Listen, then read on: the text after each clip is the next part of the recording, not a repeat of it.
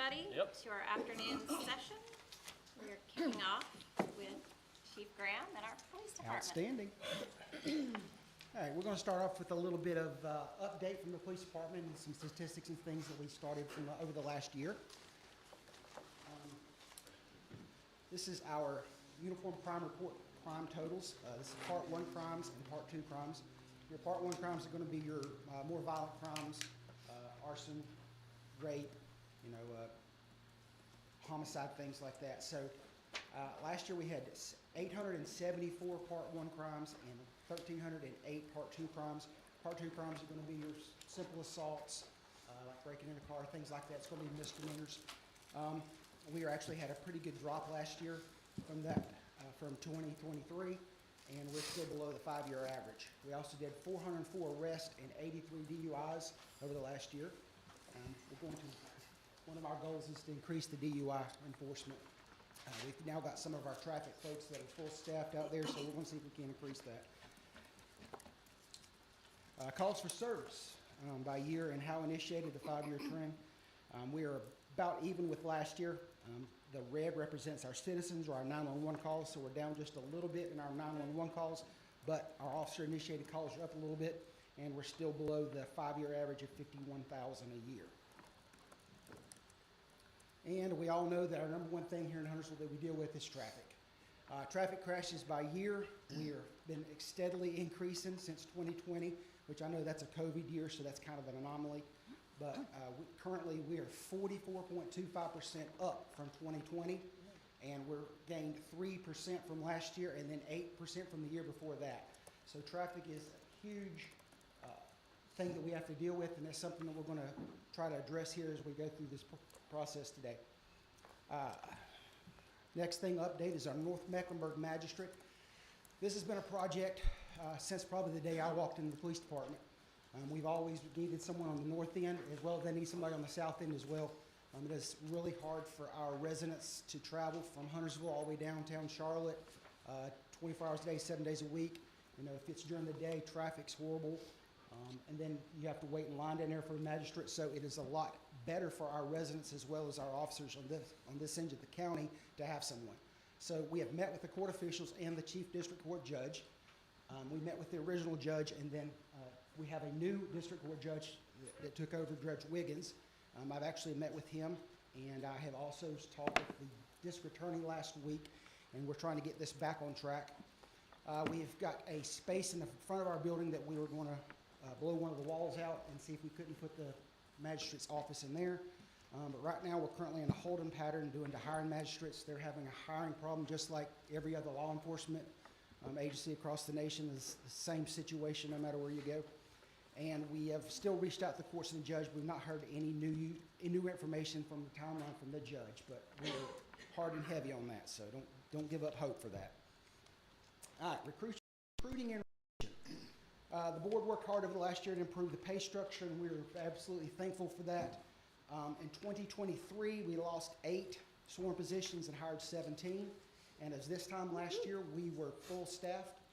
And since that time, from last retreat to this year, we actually had lost 6 in the 2024 budget year.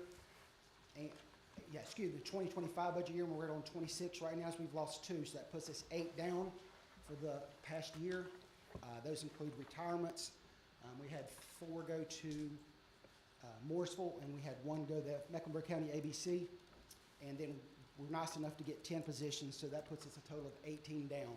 So with that being said, I've got some recruiting items that I'd like to go over to see if we can get support for, as well as our current pay. I put down there that once we get through everything in July, that's our current pace for the surrounding counties and police departments.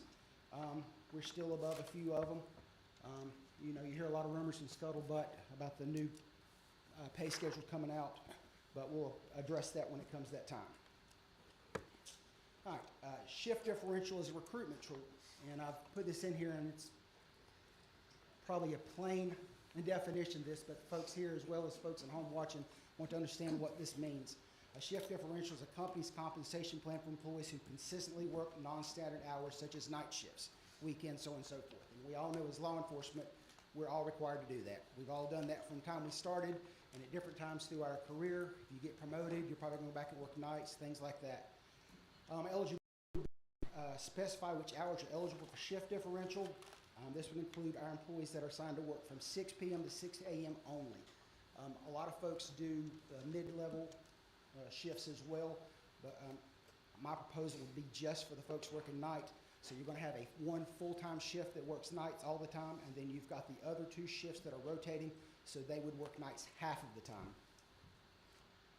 Hey, Chief. Compensation is how much an employee, excuse me, yes. Yeah, sorry. Yes, sir. In terms of, we've obviously lost some officers without digging into all the whys. Is this shift differential you think will help retain?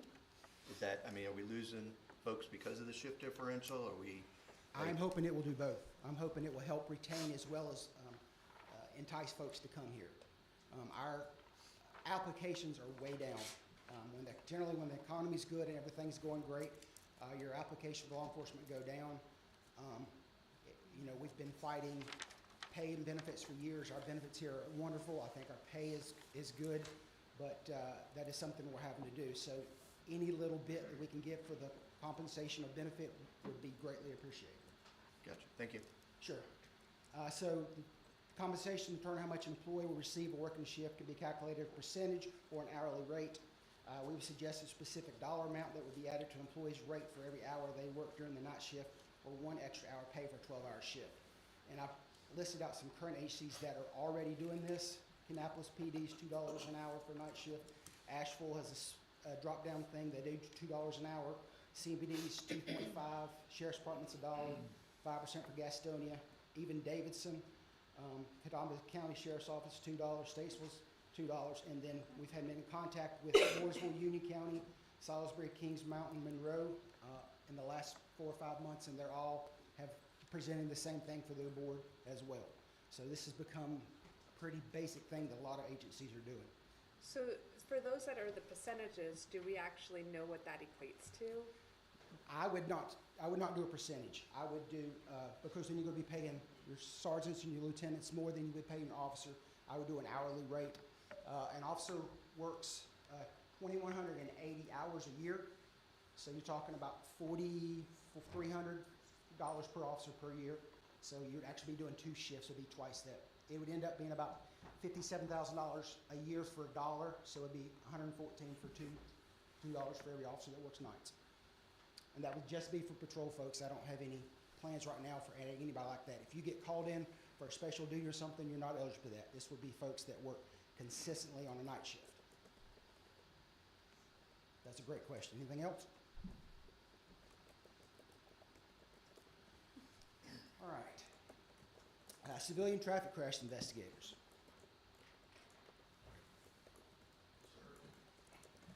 All right, so as we're battling this recruiting issue just industry-wide as a police agency, it's not unique just to Huntersville Police Department. Any agency you go out there now is gonna have openings and they're struggling to get applications. What we're seeing is that ebb and flow of applications coming in is happening at a much faster rate. You know, it used to be that we would sustain high numbers of applications for many years, and then we'd have a drop-off. Well, now this is happening every 2 or 3 years now. We're experiencing these high levels of applications coming in with our advertising and things that we're going to roll out again with more advertising. They'll come in, and then it drops off really quickly again. And it's just kind of that natural progression that we're going through these spells a lot faster than we were. So we're trying to figure out what an alternative could be to relieve police officers of some of the workload that they have now by implementing more civilians doing the jobs that police officers could do. We've done this already with some of our records techs up front at the police department where they can come in, they can take reports of people walking in, and then we have the advocates that we brought on board now, so they're able to help us out with our follow-ups on domestic violence cases where that's freeing up time. And so we're trying to have a good forward-thinking approach to traffic safety and efficiency and addressing, you know, we have an increasing number of property damage crashes. From 23 to 24, we had a 3% raise in property damage crashes. And so when you look back at it, so we had about 2,100 crashes last year. in the town of Huntersville, and 81% of those were property damage only crashes that potentially could have had a civilian do that crash.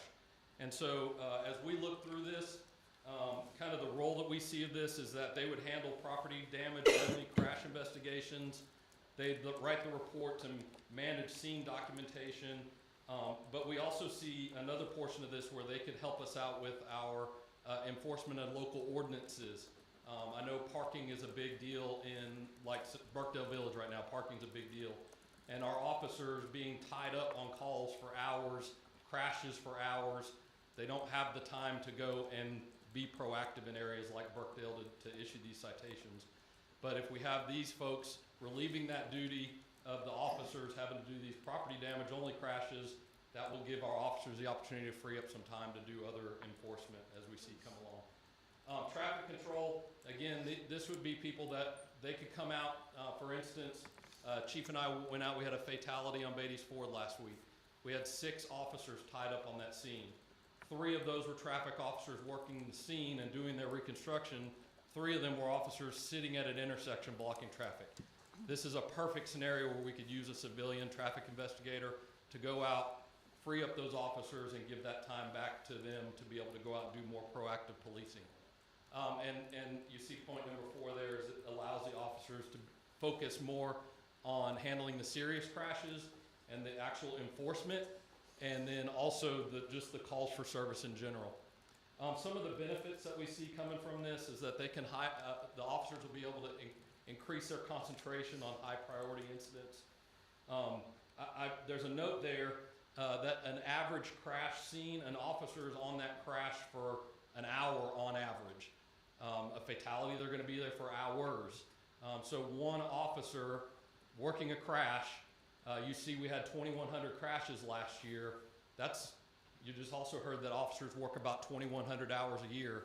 That's one officer in an hour. That's not the 2 or 3 officers that we're also using to direct traffic on the side scene. So that will help relieve that. Other benefits of the program also have some cost savings that I'll address in a slide later on in the presentation about how much we would have to pay or to be able to recruit civilian crash investigators. They'll be able to be specialized in these things, and then it will also improve our response times. For the community, some of the benefit includes, getting the road cleared faster and getting traffic moving. We know that's a big issue. And then traffic control and having these extra folks out there with lights helps secure the scene more for the officers that are needed in the investigation part of the case. So the implementation plan, I kind of skipped that slide there. So implementation plan. So the first thing we have to do is hire and train, and our initial proposal is for 4 civilian traffic crash investigators. The training is a 2-week course that comes from the Justice Academy. It is actually taught by one of our in-house instructors, so they do not have to go anywhere to receive the training. Once they're done with training, by law, they have to spend 4 weeks with somebody that is specialized in traffic crash investigation, and then they can be released on their own to work the traffic crashes. So all of that will happen in-house. The equipment, as far as the marked vehicles, the uniforms, we envision this of them having some sort of pickup truck so they can also then carry cones and be able to respond and do those things. And so I'll address the uniform in a minute, but we expect that to be the case for those. And then integration, we would integrate this unit with our traffic safety unit, and they would report to our traffic safety sergeant. And that way they are all concentrating on our high crash areas, high crash volume, and be able to clear these folks out as quickly as possible and get these officers back on the road and back clear to answering the calls.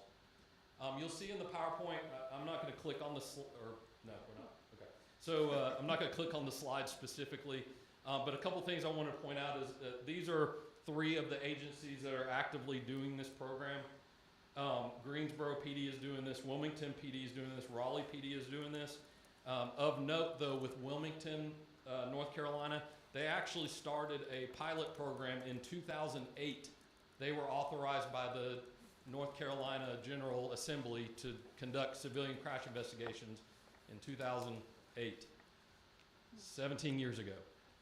And it just went into law in July of 23. It took that long for it to get through and prove its worth, and then make it roll it out to the masses. So CMPD just implemented this program. They started with 15 initially hired. They are primarily working weekdays 6 a.m. to 9 p.m.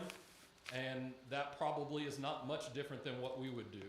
I feel like this is probably going to be most beneficial during the week, during the day, when our traffic's at peak times. So they also are doing the same thing, and they also are looking for a 30-person expansion of their unit.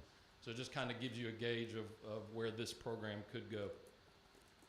So overall, I know there's like specific numbers here, but like just rounding them off. So CMPD is starting their folks at around $55,000 to $56,000 a year is their base salary for their civilian crash investigator. You know, we picked 50, but that's not necessarily where we need to land. We will look at that as we move forward with, you know, once everybody says yes and gives the blessing of this, you know, we can look more towards like what this actually looks like to be competitive. As far as vehicles go, again, you're looking at 4 pickups. They don't need to be anything special. They don't need to be police pursuit rated. They're going to be marked distinctively as civilian crash investigators. They will look nothing like our police cars. Just to follow up with that, the uniforms, these folks are not allowed to have badges. They're not allowed to have any insignia that represents them as police officers.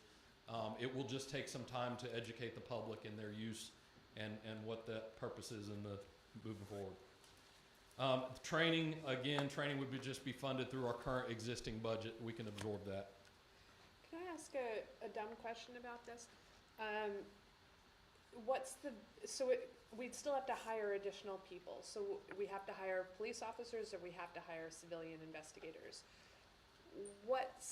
Why do this versus hiring extra officers? Well, as I mentioned at the beginning, is the recruiting side on the police side of things is a struggle. You know, we might only be getting 5 or 6 applications a month, where we were getting 20-something applications a month 2 years ago. Like, it is ebbing and flowing that quickly now. And these, what we envision this unit being is people that are retired law enforcement. Maybe they moved here from another state. Maybe they have some police background. Or on the flip side of things, it's someone coming out of high school that doesn't understand or doesn't know what their purpose is in life. Maybe they think they want to be a police officer, and this would give them the experience of being firsthand, of coming in and saying, hey, you know, I want to get this, get my feet wet, and then maybe that's somebody that we can then promote and push through and go to the academy eventually. Okay. And there's definitely, don't get me wrong, there's definitely cons to this that I've written down. You know, some of the cons would be like just the limited availability. If we start out with just 4 and they're Monday through Friday, that's obviously not maximum coverage for us, but so that could be a con for it. Really the public perception, getting the public to understand, hey, it's okay that a civilian has shown up to investigate your traffic crash. But on the flip side of that, we would ensure that if a person was standing there was just bent on, I need a police officer here, that we would ensure that a police officer was present. Maybe the initial transition phase looks like we send police officers with the civilian crash investigator to begin with, and then the police officer can drive off into the sunset and the civilian can take over until we get the public trained, you know, that this is okay and that this is happening. You know, they can't, once a crash involves injury, a civilian can't investigate it. Once a crash involves any kind of criminal charges, a civilian can't investigate it. And so we can push the sworn officers back into service to answer the serious calls if none of those other things exist. Some of the other thing is just the integration is going to be a challenge at first, of bringing civilians in and then integrating them with the traffic unit. That could be a challenge. But I think our pros list far outweighs the cons list, because you have officers clearing the scene quickly to go back to, you know, you saw we have a decrease in Part 1 crimes, but this will actually give us an opportunity to be more proactive with our policing instead of reactive with policing. And that's kind of just where we are right now. We're a really reactive police department right now. Even though we do great at public meetings and go to the meetings and do all those things, we're missing an opportunity to be more proactive with, you know, active patrols in Burkdale and active patrols in these places where this kind of officer can be seen. And this is an opportunity for us to cover that gap for now. So, again, if I'm getting too granular, that's fine, but I think of even a accident without, say, injury, I mean, they can get backed up and, you know, the accident's 200, well, maybe not, 40 cars down, right? How do they then maneuver out to get to the accident? Yeah, so the vehicles would be equipped with emergency equipment. They just cannot have blue lights. They can have red and yellow. Okay. We probably would not put I know we would not put sirens on them because they wouldn't be authorized to be able to do that. But they will have emergency lighting, and you know, I think that would be part of the training process too, in that onboarding, and then the training with the officer is some of that driving and some of the challenges that come with that. And they'd be on North Dispatch just like the They other? would be sharing the channel and be on a channel with us, answering those calls. Yes, sir. And then you're talking about 4 of them, but that would, so are you talking about all 4 of them working Monday through Friday, or? Yeah, I think that we would just look at our stats. I think our predominant amount of crashes happen between 7 a.m. and 7 p.m. Monday through Friday. I mean, that's a large number of our traffic and crash problems. I think that So it would be, I'm sorry, I don't mean to No, interrupt you. you're Would they be like our officers working 12-hour shifts, or? we would schedule them based on the need. Like, Okay. it would be data-driven scheduling. You know, we would look and see what the data looks like, and if the data's showing that property damage only crashes are happening between 7 a.m. and 3 p.m., maybe we pile all 4 of them in from 7 a.m. to 3 p.m. Yeah. But it would be totally data-driven as far as our deployment. Well, I do like the idea of, you know, more Proactive. the proactive, you know, people parking backwards, you know, illegally parking, you know, how many And- times and do we those are see some of the so-and-so in things- a handicap space Yeah, and those are some of the things that the civilian crash investigator could go do for us. They could go out and issue between those crashes? town citations that our officers just don't have time to get to those places and do those things right now. Gotcha. Thank you. Can you give examples of like what you mean by like a property damage exit? Just Yeah, for other absolutely. people? So, when I say property damage, most of those are your parking lot crashes, somebody backed into somebody. You will have some slow rear end collisions. We don't have a lot of violent personal injury crashes because there's so much traffic. People can't go fast enough to cause major damage, and so Yeah. this is another benefit of this, is that these folks, you saw the number, it's 80+% of our crashes involves very minor damage. So property damage only is exactly what it is. 2 cars bump up, nobody's injured, nobody needs to go to the hospital, nobody's drunk, nobody's going to jail, like just your run-of-the-mill average crash that happens. Okay. Do we have, or do you have like a heat map across town where the traffic accidents are occurring? I bet you could do it. We do. 21 in Gilead, Yeah. Sam Furr in 21, 115 in Gilead. It's where everybody thinks that it would be. There's no anomalies really out there. The anomalies are the fatalities. The anomalies are like the fatality we had on Beatty's Ford. That's an anomaly. But if you look at our major intersections where there's traffic, now kudos to DOT and planning and everything, because the Gilead 21, all of that has been nearly non-existent as far as crashes go since this diamond opened. The crashes have plummeted. But it's going to shift it somewhere else. Bierhoff at 21, just some of your major intersections where a lot of these are happening. Major, Yes, sir.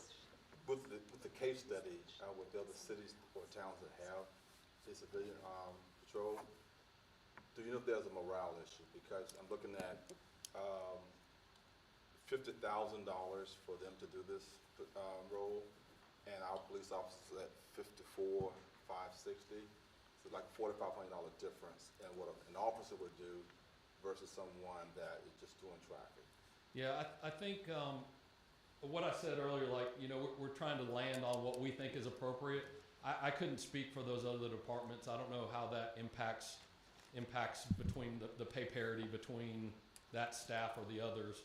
I mean, inevitably, a position like this is so new to us. We just got to go in and really get into the weeds of this and see if this is appropriate. Like, we're looking at the ratio of, we really were looking to the ratio of CMPD's officer pay to this role's pay, and it's about 10% different at their level, and so that was kind of the landing spot that we had, is about a 10%, you know, below a sworn officer. Again, you know, this would be based on their qualifications that they come in. Like, this is just a baseline number for us to start at. If it may be 47. When we need to get to that point, you know, we can get to that point and figure out what's appropriate. And these positions won't have the various, I'd say, incentives that police officer has. Correct. You know, as they get a few years, you know, you go to master or police officer, et cetera, et cetera. So a lot more incentives involved in being a police officer than a civilian crash demand. The people making our entry level, Mr. Quarles, is like our rookies that are coming out of rookie school and stuff. That's a lot of where that entry level is. I doubt there would be much complaint about that. You know, once they're here for a few years, they're getting the sworn officers are getting those other positions. Excellent, thanks. Yes, sir. I think the real thing is we started down this path probably 5 or 6 years ago as we noticed that, I mean, just there's not enough folks that want to be police officers in the pipeline. There's a lot of citizens out there, a lot of civilians. So we have a much better chance of grabbing those to do some of these, items that they can do and not have to wear a uniform. So as Major said earlier, you know, we've taken off various bites within HPD to try to push that to civilian, just like the advocates, et cetera.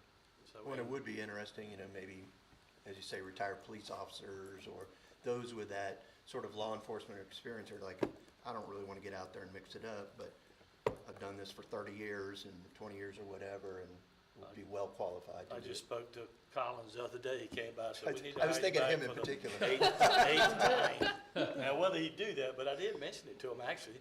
So, who knows? But We actually have a Perfect. conditional offer out right now for a retired guy from up north, and I poked his brain a little bit and said, hey, if this had an opportunity of this, and he was like, I'll see, but we envision this being either end of that spectrum, like somebody that wants to be the police and hasn't quite made that decision yet, or somebody that is done policing but still wants their toe in the water. Yeah.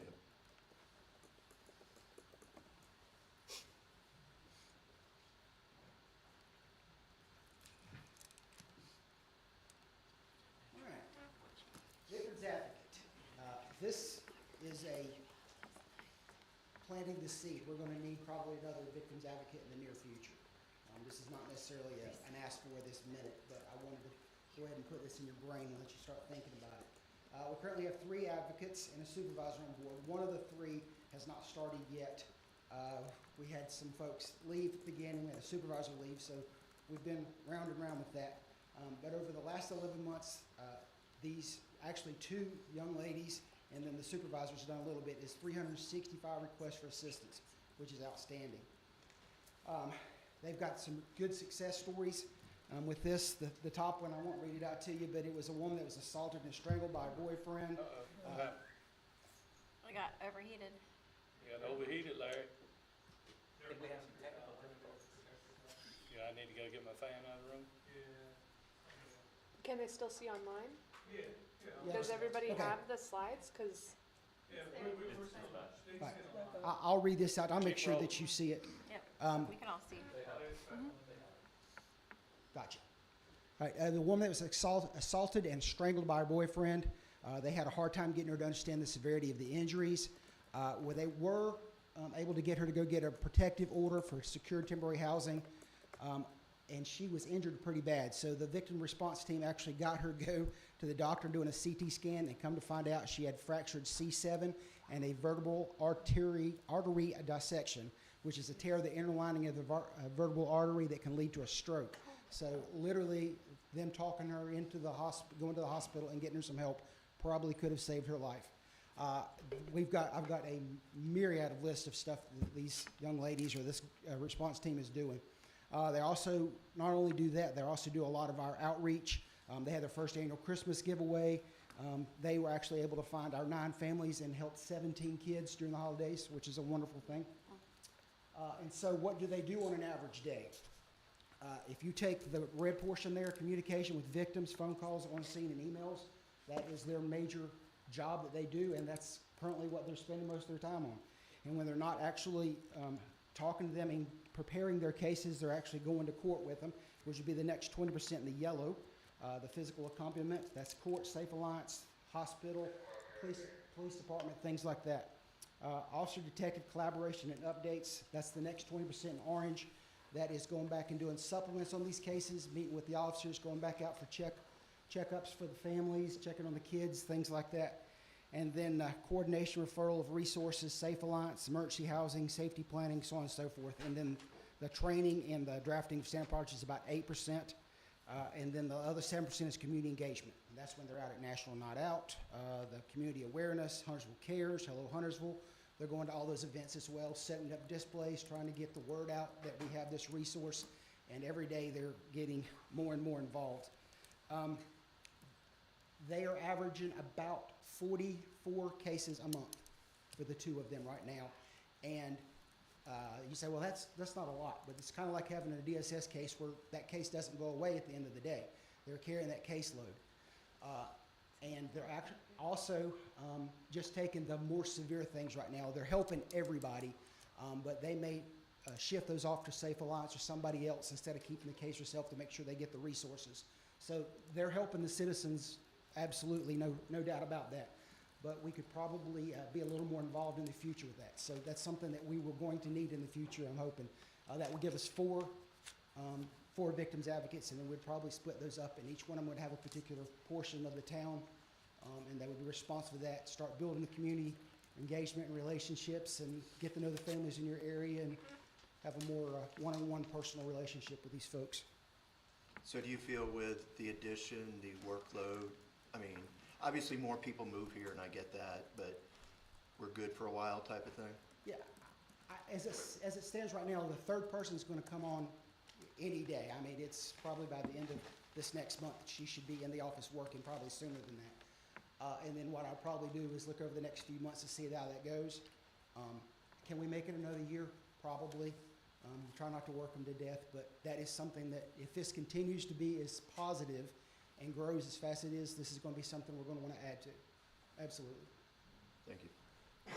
I knew it would be a success, but it really has been a huge impact on the community. So right now, victim advocates don't respond as part of the first response. Right now, they're going out there on the major stuff, but they're not 24 hours, 7 days a week. When we get full staff and everybody, that is our goal. If we have a domestic violence, any domestic violence comes over, the officer's going to respond. They've got a regular car. They're going to show up 5, 10, 15 minutes after we get the call. Everything should have been settled down. Everybody that needs to be in handcuffs, everybody that's take a statement, and then that's when we would start dealing with those folks. We would love to be on scene. That is our ultimate goal. Right now we're doing, it's all reactive, but we're doing later that day or the next morning type of thing. If they come in the morning, they look for any calls, have them over the night, and then they start reaching out, phone, email, text, and trying to build the resources. So do you think the one additional position would be enough, or how much would be enough to be able to move towards a 24-hour? We'll have to look at that. I really do think that once they get everything streamlined, that we will probably be okay for a little while with 4 of them, and then we'll go from there. All right. Elementary SROs. This is one of the board's goal was to increase security at our elementary schools. We currently have 6 CMS schools in town. Instead of doing an officer at every one of the schools, I have proposed that we will do 1 officer that handles 2 schools, and we'll evaluate that after the first year. Officers will teach crime prevention, drug prevention, safety classes, similar to what we're teaching in our summer camps and things like that. Or to have those lessons plans done. If we can get in there with the schools and get that done, we'll try to teach that. That is the major hurdle that we have. It is hard to get any school to give up instructional time to teach things like this. They've got goals to meet, they've got tests they've got to get done. It's very hard. I think it would be more of a relationship building, safety and security type thing at the beginning, and then we'll teach as much as we can. I would hope after we build that relationship with that school that we'd start to get more time with the children and things like that. Each officer will be responsible for 2 schools, and then we broke them up on geographical location. So Huntersville Elementary and Blythe will be on the east side, not pretty close to each other. Torrance Creek and Grand Oak are very close to each other, and then Barnett and Long Creek are on the west side. And then we have the other SROs. We have an additional SRO at both of our high schools that can help if they have any problems. And then for vacation, training, or sick time, We have a sergeant that's certified that could help fill in for school if they need anything as well.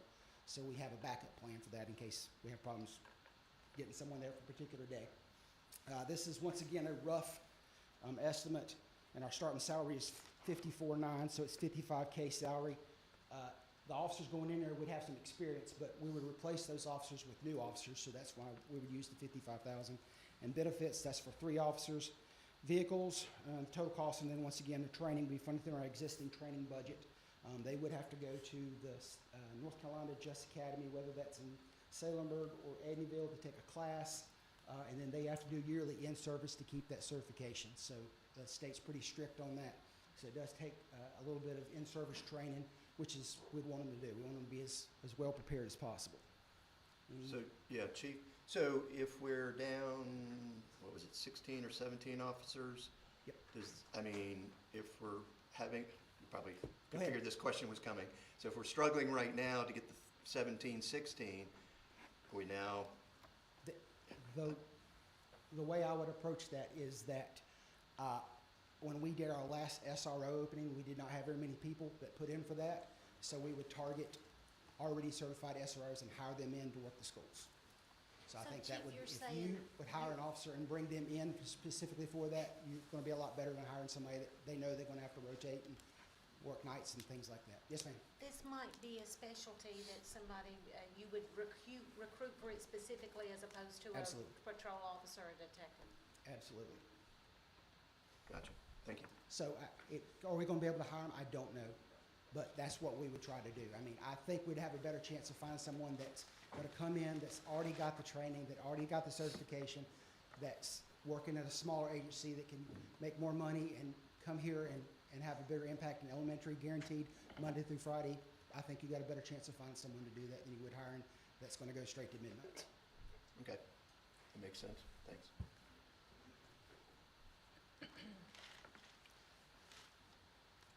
All right, space needs. Give you a little bit of history about the police department, and I think almost every one of you folks have come and done a tour with the police department, and I appreciate you giving me your valuable time to come to look at that. I think everybody had the same opinion when you left, that we are at times on top of each other, but we'll go over that. In 2011, we were in 102 Gilead Road there, across from the town center, and it was about a 7,000 square foot building. We had the opportunity to buy the building that we're currently in over in the business park for a really good price, and we went from 7,000 to 27,000 square foot. So we were in heaven at that time. The difference between then and now is that when we moved in there, we had 91 police officers and 7 civilians. We now have 116 positions for sworn and 22 civilians. That's 138 total people. Before we had 98. That's a 41% increase in people in that building. Going from 7 civilians to 22 civilians, 300% increase, and almost every one of those civilians needs some type of workspace inside that building. We have added 2 crime scene techs, additional traffic, 3 additional traffic motor units, as well as a traffic sergeant. All 6 of those officers are in one office currently. We're trying to find a magistrate, so we're going to lose one of our large offices and a small office in the front of the building. We've added 2 additional records techs, 1 more additional property evidence for a total of 2, 2 administrative assistants, additional animal control tech, a fleet services tech, a crime analyst, and then we've added a full-time sworn training sergeant as well. From doing that, and from then until now, we've given up 3 of our meeting spaces downstairs. Currently, we have the large briefing room downstairs that we do shift briefing in, but it's got glass across front. It's not very private, so we have no meeting space downstairs whatsoever. So we have to find a available office. There's nobody in it. We had a meeting space in the front hall for CID at one time. That is now one of the captain's offices. We had a soft interview room that has now got 2 detectives in it. And then all of our lieutenants are in another meeting room, so you've got 4 folks in that one office. We have given up the first of the meeting space would probably have 8 to 10 people, and the other 2 were 10 to 15 people spaces. So we have nothing downstairs. That's one of the major problems. The detectives all have their offices, and they're about an 8 by 10 office, which is good for them to work, but there's not enough room in there to talk to people, meet with people. Our 2 interview rooms are used, they're on top of each other. They have to be extremely quiet and shut the doors around the phone because you do an interview, you can hear it through the walls. So we've got a few issues with that. Future personnel expectations, I just got finished asking for civilian traffic folks, so I need to put them somewhere. We're still going to continue to hire officers over the next 5 years. If you do 1 officer for every 1,000, you do 2 officers for every 1,000 people we gain on, so you're looking at 4 officers a year to keep up with that. So it's going to add up as we go through the future. 5 and 10 year plan. 5-year plan, like I said, is going to be finding some place to rent, to use, to borrow, whatever happens to be. And probably 10 years from now, if we don't do something, you're going to be needing a new police department from top to bottom. And That's so going to be expensive. I will Yes, piggyback on the chief. So obviously, most of you probably went to look at the space. You know that we're going to eventually be moving out of the 3rd floor of Town Center and move all those people over into a new building. We do have Discovery Place Kids is looking for new space also. They're coming to the board February 18th to give a presentation. So things we need to think about, as Chief said, short term, we got to find some space. Long term, we probably got to find a building. I mean, that even if you were to give them some space above Town Center, that's not going to be a long-term fix. That's probably more of a short-term fix. So in the CIP, when you see, we're going to have a question mark in the CIP because we need some direction. But we're going to have to plan for probably a building at some point in time in the future. So just things to be thinking about. Obviously, we have some presentations coming to you on the 18th. You've heard the chief, so some things that need to be thinking about as we continue to move ahead. And so for purposes of what space you might use, one building or satellite stations, you might think of a space needs assessment? Yes, I'm glad you brought that up. Chief maybe Chief can update us. He's already had conversations with several companies, individuals to move forward with a space needs analysis instead of me saying we need space, instead of Edwin walking in the building saying, yeah, it looks like you're full.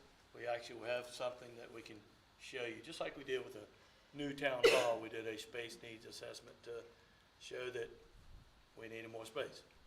Chief, anything that is else? correct. So just a question about that. So I'm assuming a space needs assessment would cost money, but we already know we need space. So do we really need it, I guess, is my question? So What does a space needs assessment actually do? It'll help you determine how much you need. How much? Okay.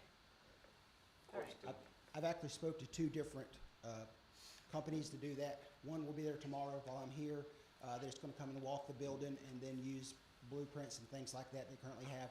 The other gentleman is out of town till next Monday, and he'll be back, and I'll meet with him next week. So they're going to present a proposal on what it would cost to do all that. So we've not spent $1 yet, and we'll go from there. So we'd like the town manager said, it's just my opinion, and my job is to fight for my officers and things like that. So I'm trying my best, but having somebody outside kind of look at it and say, yeah, you're out of space and you need X amount, tends to go over better. Chief, Yes, sir. with the 10-year plan, we know we're looking at maybe a larger facility, but we have Skybrook, you have Northstone, you have Vermilion.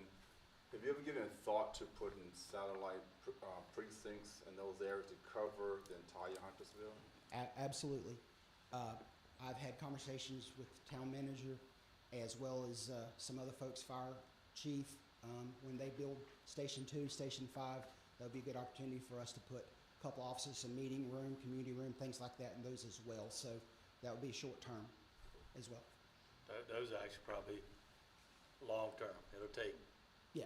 I mean, short term is not 1, 2, 3 years. It's probably more like 4, 5, 6, 7, 8. To get all 3 of those stations up, it'll take some time.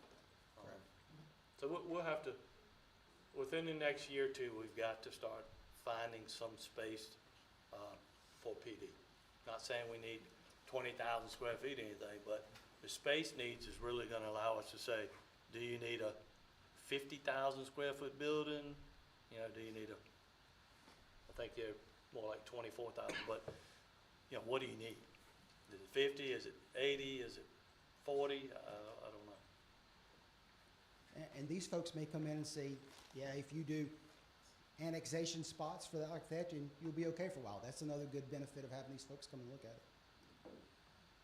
So more discussion will be had on this, and obviously you're gonna get some discussion, obviously, on DPK also, and we're just gonna need some feedback in the near future.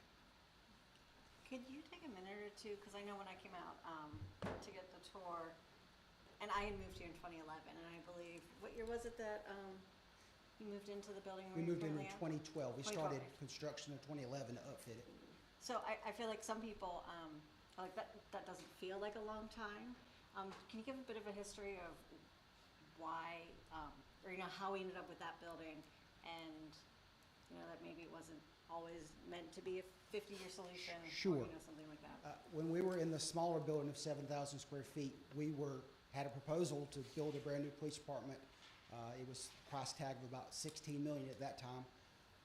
And we found a realtor here in the area that was able to put us onto this building. It's an old doctor's office.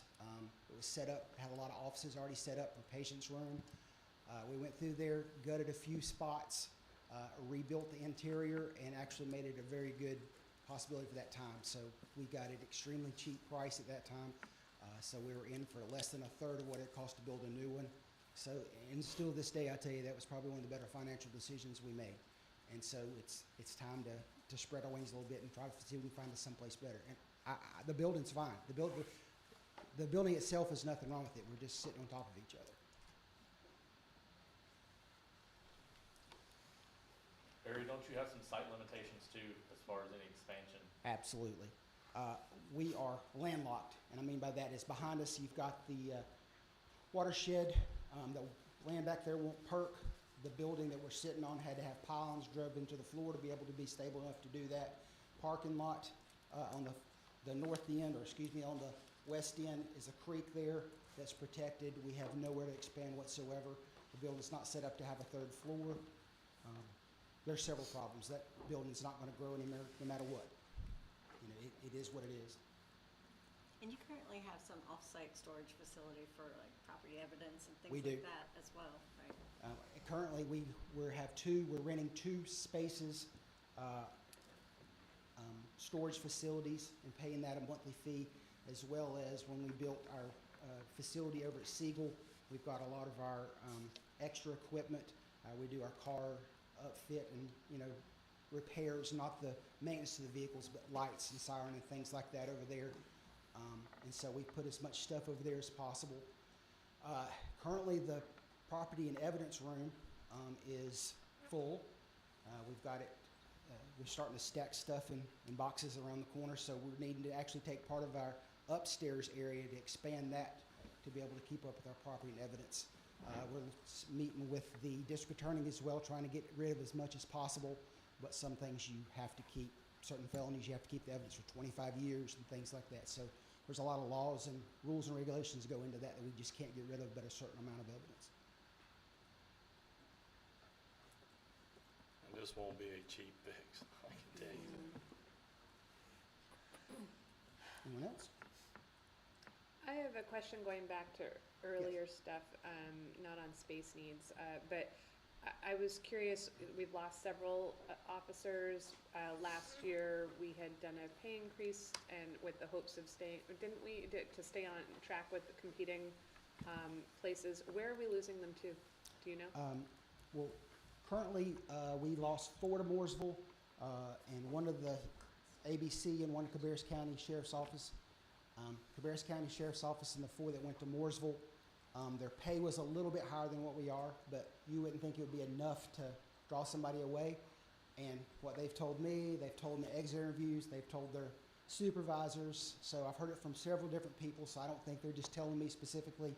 I'll just say it, they can't stand the court systems. The what?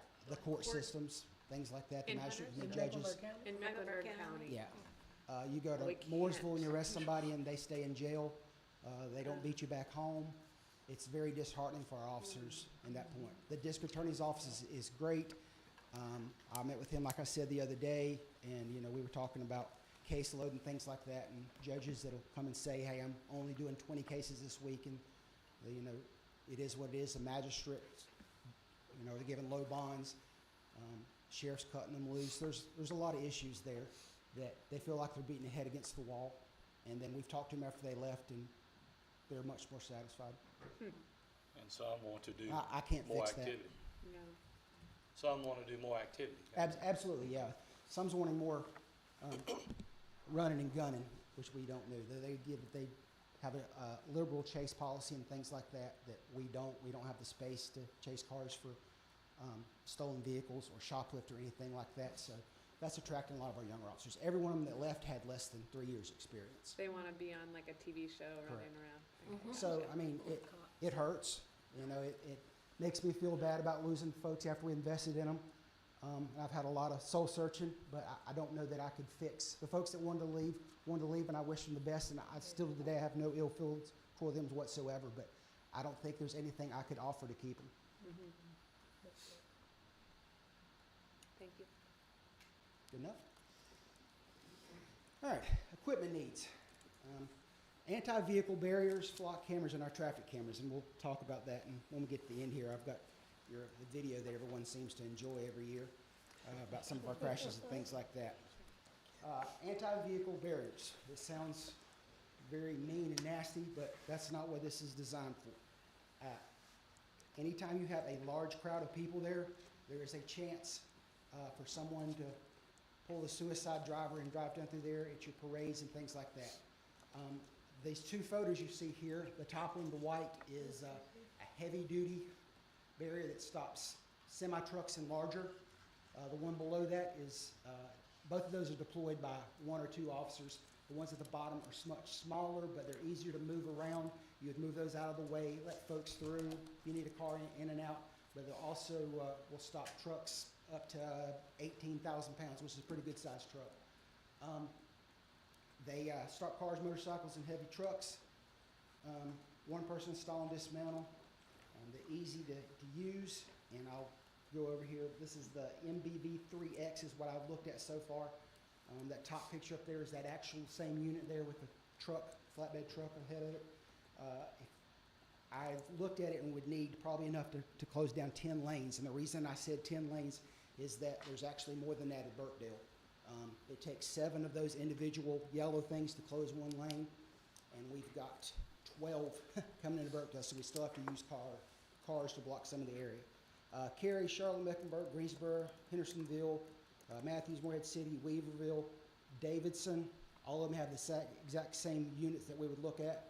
I think Davidson doesn't have but 10 or 15, something like that, but if they have an event, we would have the same type of barriers they did. We'd be more than happy to share with them. We could use them if we needed it.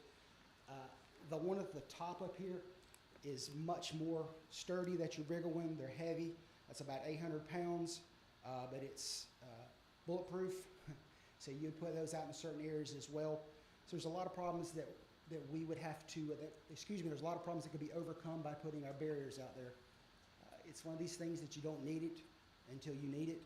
And so trying to be proactive, I think that you're going to continue to see incidents across the nation about people doing that.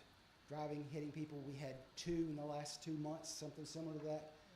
Hundreds of people die a year, people running through that. You have Waukesha, Wisconsin up there, that the guy ran down through the Christmas parade. So it is something that is in the back of my mind all the time. Chief Grant, I'm sorry. Yes, ma'am. Price comparison, do you have numbers? All right. The yellow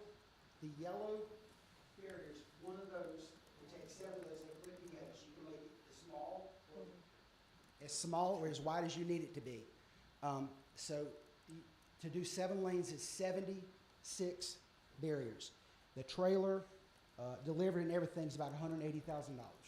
So it looks like a lot, but that's not a lot for that.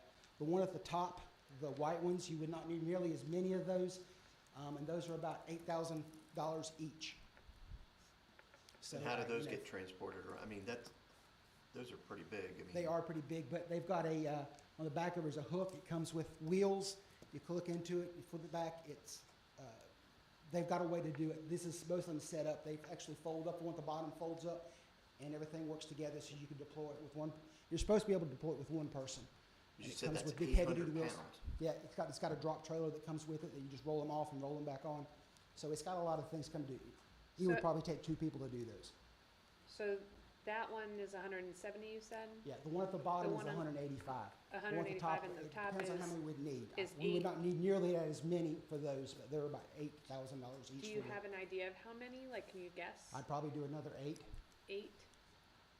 So 8 times 8,000, quick math, that's 64. way more affordable than the other one. Yep. What would be the, like, is it because it's, like, what would be the winner for you? Like, what would be worth the money for you? The way we would set this up is this would be off right here. You would put an officer out there and completely close the air off.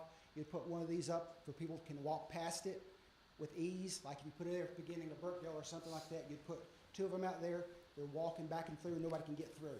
If you need their car or something through here, you'd have to move everything out of the way. So you would, one of them would shut it down completely, but you could leave essentially unmanned. The other one, I mean, you could use the white one unmanned. You set them up and people can walking back and forth, and you can assign an officer to move those very easily.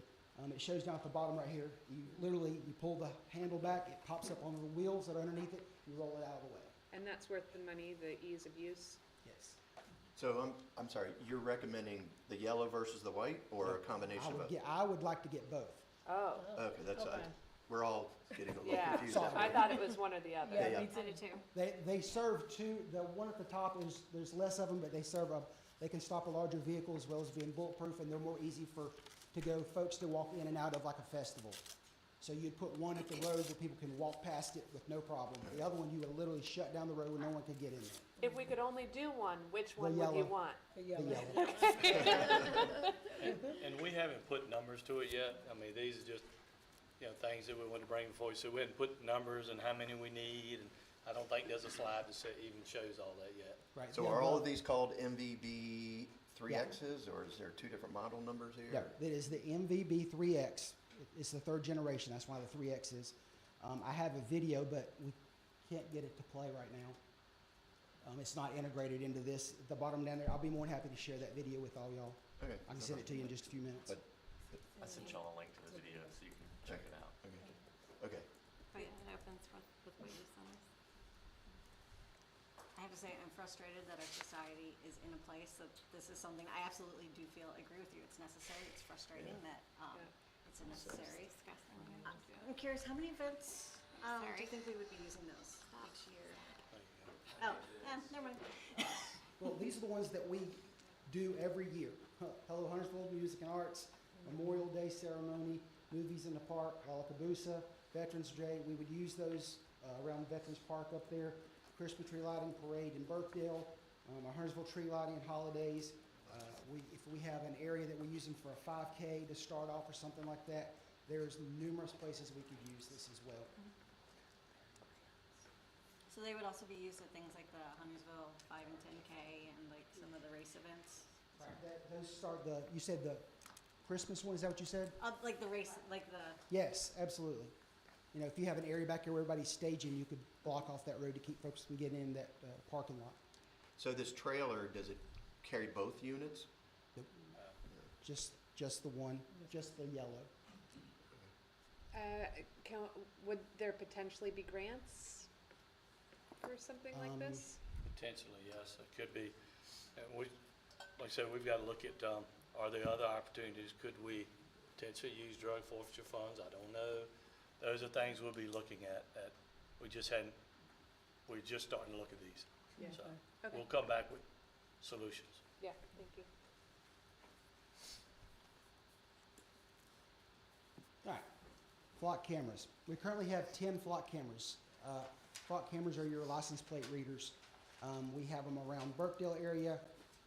The one is one at Beatty's Ford on one end, Beatty's Ford the other end, and then the other 4 are down near the Walmart area down to there. As you can see, there's a lot of area in town that's not covered whatsoever. So my proposal is going to ask for 20 more throughout town.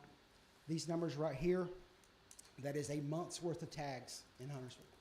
1.1 million tags read in a month. 781 unique vehicles, meaning that if your tag gets read 3 times in one day, it's counted as one vehicle. This statistics are rolled over after 30 days. If it gets your tag number, is not running your information, not running your driver's license, your car, your tag has to be put over into what's called a hot file.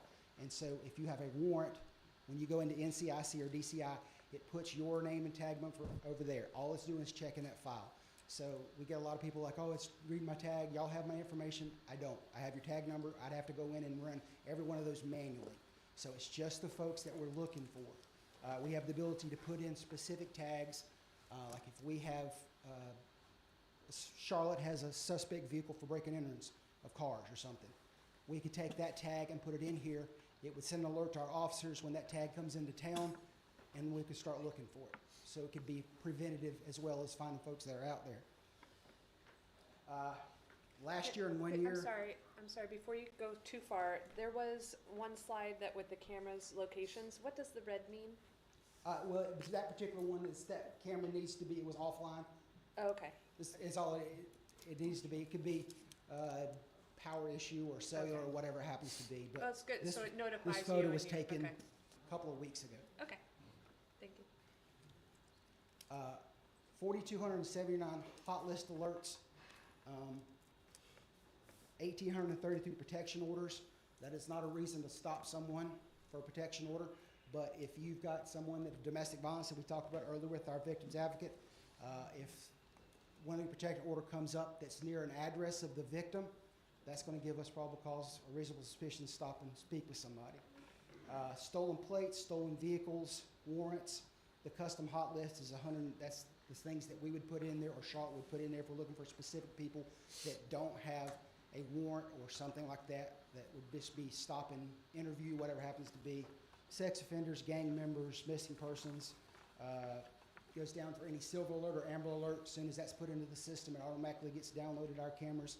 So if you're looking for a missing child or an elderly person, that'll alert us that they're past one of our cameras, things like that. And then supervised release. Going back to the story I said about the victim's advocate, that young man was put on electronic monitoring after the assault. So if he comes within a certain area of that, it would send us an alarm as well. So that would be supervised release. Any questions about that? All right, let's back this up here a second. All right, so this is our cameras, some of our, our Verkada cameras here. We're, like Larry said earlier, we are continuing to put those out in the community. We purchased 25 poles last year to put up on our own. We had some issues with Duke Power and the DOT getting permission with that. Since that, the state of North Carolina has started a pilot program with the State Bureau of Investigation. They are picked a large number of different agencies across the state to do this. We had a meeting with the SBI director earlier this week. He is determined to get that available. The state of North Carolina is the only one across the nation that we do not have LPRs on our interstates. So if you come to I'm our sorry, say state, that again? We're the we only, do not have LPRs on our interstates. we're the only state? No. Wow. So if you have a Amber Alert, they're not connected anywhere. We have no way to see that. I might have missed it. What's an LPR? License plate reader. Oh, thank you. Sorry. Anyway, the State Bureau of Investigation worked with the DOT, which has always been the hurdle to get over. He is determined to come up with a contract that we would sign that, and they would allow us to put it in the right of way. Currently, we're having to put it on our property, and it limits where we can put them with our cameras that you're asking about. So our Verkada cameras, we put up our own poles just basically for safety and security to watch our intersections and things like that. Last year, I showed some videos that we had. This here is the. Did you start that video? There we go. This is Gilead Road in 21, right after we put the no left turn. And if you look at this car coming across here going southbound here in just a second. Making a left turn? And there's a sign up here that says no left turn, and a sign up here that says no left turn. Jesus. Not everyone pays attention. This is down here behind Walmart. Don't ever try to beat the flashing yellow light arrow. Oh, that looked painful. Bad news. That wouldn't be a civilian crash investigation. That one's pretty bad. I'm glad you clarified that. Very good. Town hall on a rainy Jackie's day. office. Once again, someone's not paying attention, comes through and gets hit. Red light, plainly seen in one of them, green light in the other one, makes our investigation a lot easier. This is 21. This is a bad crash right here. This gentleman ended up being drunk. Oh, my God. We had to chase him down with K9. He ran from the scene. Jeez. What's that white car doing? Yeah, what's going the to white guy chase doing? it. That's a civilian? That was a relative Yeah. of. And then the last one was my favorite intersection Oh, in town, okay. West So they were- Catawba and Sanford Road. We saw it last year where we turned the boat over. Everybody remembers that one? Guy rolled through there. Uh-oh. This gentleman here driving a Not a concrete concrete truck was going a little too fast. Don't hire that guy, Kevin. That's awful. That took about 5 hours to clean the concrete out. Oh, Yeah. sure. That's a huge mess. And that's all I have. I do. Now Detoli's got to follow that up. Chief Graham, Yes, ma'am. how have things been in the past year in terms of harm reduction strategies, and like how many times have officers had to use like Narcan or naloxone or something? I don't have that off the top of my head. Medic keeps all the statistics. I'd be more than happy to look into that. I can't say if it's increased or decreased, but we've still got every officer that has it. When they use it, it's replaced right away. I know we had a call yesterday at a hotel, and I don't know if we used Narcan on them or not, but they were in bad shape. We had to call fire department back down there twice for that. So our harm reduction is still out there. We're doing the best we can. I don't have a number in front of me, though.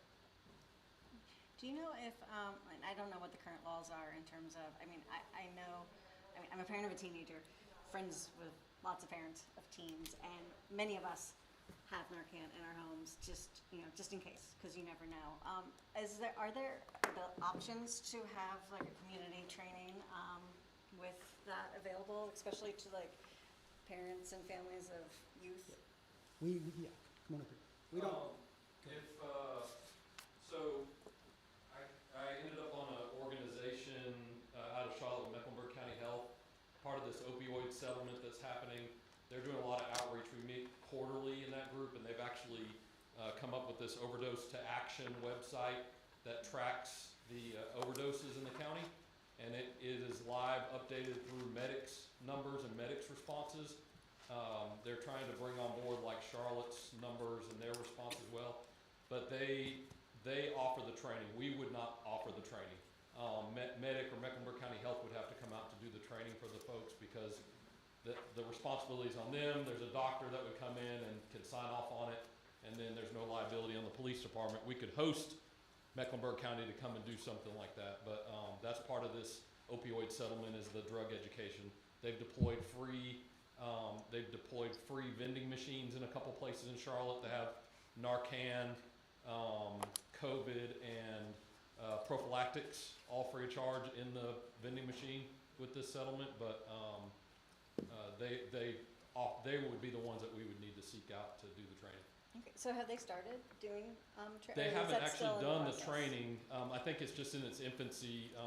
Ms. Huffman and I have been going to a bunch of those meetings, and they're really trying to concentrate on some of these outlier cities that kind of get overlooked because we're not Charlotte. And so they really have stepped up. Mecklenburg County has stepped up to say, hey, we recognize this. Pineville is now participating with us. I believe Mint Hill or Matthews 1 is also now participating with us. But they have not actually rolled out specific training yet. Okay. Do you know if there's a time, like if we would want to, have a training, and have something up here, is there a timeline that you're aware of? There's not. I can reach out to the young lady that's leading this. I pulled up the OD2A. I think it's some, I think acronyms on the bingo card too. OD2A has that information on it, but I can reach out and get you an answer before tomorrow even to see when the timeline is for the training. Great, thank you, and thank you for attending those. Chief Graham, back on your very first slide, Mhm. you had our crime totals.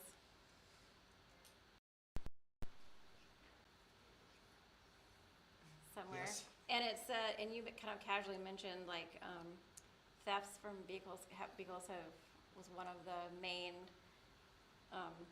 part 2 crimes, right? Yes. And so this is my just annual question of how many of those vehicles were probably unlocked when they're The number I don't have off of it, but it's down probably 50% by now. 50%? We start off at high 70s, low 80s, and we've got it down quite a bit. We've actually had some that folks are coming through there and busting windows out, but on all of those, you can see stuff in the car that they're breaking into.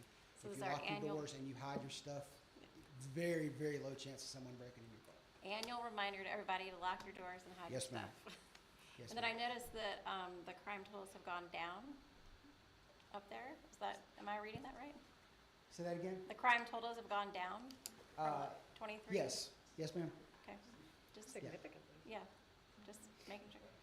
Well, and That's- that doesn't even adjust for population. Yeah, just But making sure, We have but I more was people reading that moving right? in and the crime's going down. Okay, just Okay. Yeah, checking. it is down on percentage as well, yes. All right, thank Chief. you. To piggyback on Mayor's question, with the crime going down, is there an influx with crime coming from North Lake Mall to Huntersville? We still deal with a lot of folks that are coming north from down in that area. I don't think North Lake Mall itself is causing problems. It's just about completely closed down there. I think that our proactive and being full staff probably had a lot to do with that. Having enough officers out there doing full time, and then like I said, I'm back down again, but you know, we were there for 6 or 8 months of full staff. So that's, you know, right now if I had those 8, that's 8 more cars. That's 2 cars per shift out patrolling the neighborhoods. That, you know, being seen and those blue lights flashing sometimes, stopping cars is a huge deterrent. Good stuff. Yeah.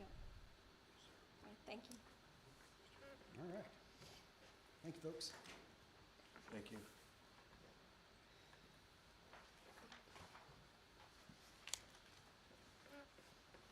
All right, Chief Patola, you're up.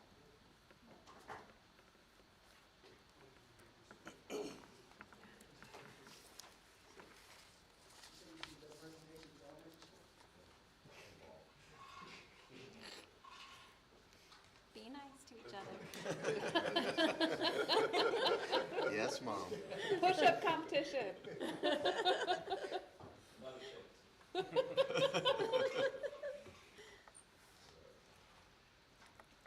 All right, thank you for having me. There we go. We're gonna just hit on some interesting topics. I used to make books for you. I used to hand them out, but going a little green this year, so we're not doing any handouts for you. So we'll try to hit everything on the PowerPoint presentations. And if you see something, please let me know. We'll stop and answer as many questions as we can. This is one of the slides I used during Huntersville 101. If you never attended Huntersville 101, this is a really good slide to look at. You know, it shows the 4 fire stations on here, and it's color coded because I always want you to know what fire station, no matter where you live, what's going to come to your house if you dial 911. There's no guesswork in this. If Anthony Fox says I could drive down the road 70 miles an hour and I could beat Station 2, well, we don't do our statistics like that. We don't look at things like that. We look at stop signs, red lights, roundabouts, speed bumps. What's going to slow down that fire truck? So, and that's how we would determine when you dial 911, who's going to come to your house, whether it's a medical call, fire call, whatever. So it's a pretty interesting little slide. And you can see, obviously, in this slide, Station 1 has the most territory. And this is why when we started looking for a Station 5's area up in the Raymond Church Road area to cut down on the volume of calls that are going. You'll see pretty soon the volume of calls that happen at Station 1. Hey, Chief, Yeah. I don't know why I'd never noticed this before, but I can see that your coverage areas are below 485. I know we don't cover all the way, the town limit isn't quite to 485, but that is obviously into Charlotte. We It actually just- cover the Carrier Corporation, which is right there at the bottom of Old Statesville Road Yeah. in Harris Boulevard. We go down that far. We have a contract with the city of Charlotte, Mecklenburg County, that will provide fire protection because they cannot get a fire truck into those areas quick enough where we can. Okay, gotcha. And What they do about- pay us for that. What about that little circle in the H4 area? There's this little circle of green underneath it. Why wouldn't that connect? Why is there a gap? The Long Creek Fire Department picks up in that bottom area.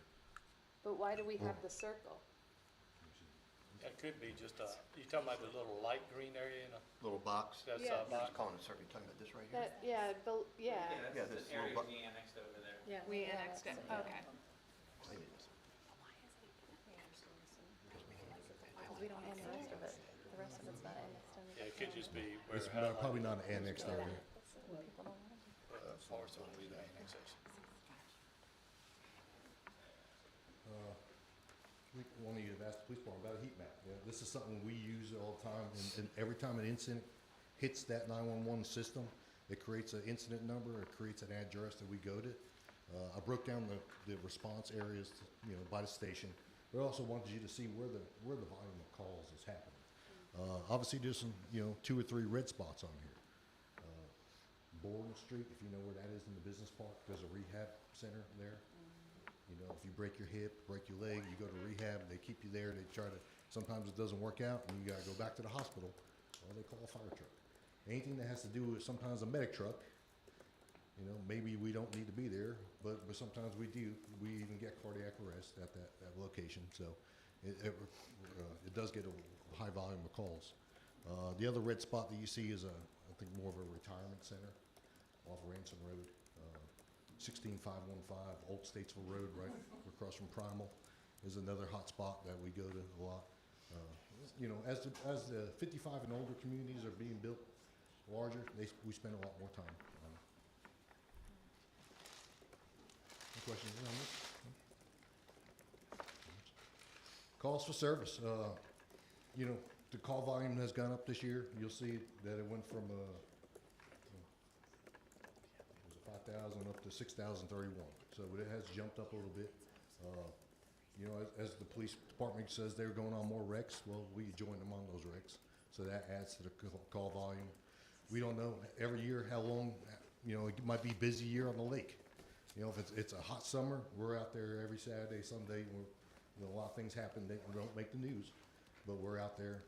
We do have 2 lakes. We do Mountain Island Lake and we do Lake Norman with the fireboat. But every incident that happens out there, whether it's a drunk person that needs to go to hospital or an accident or a fire, it gets our fireboat from fire station number 2. And Cornelius is there with us, and the police departments from Mecklenburg County, so all join in.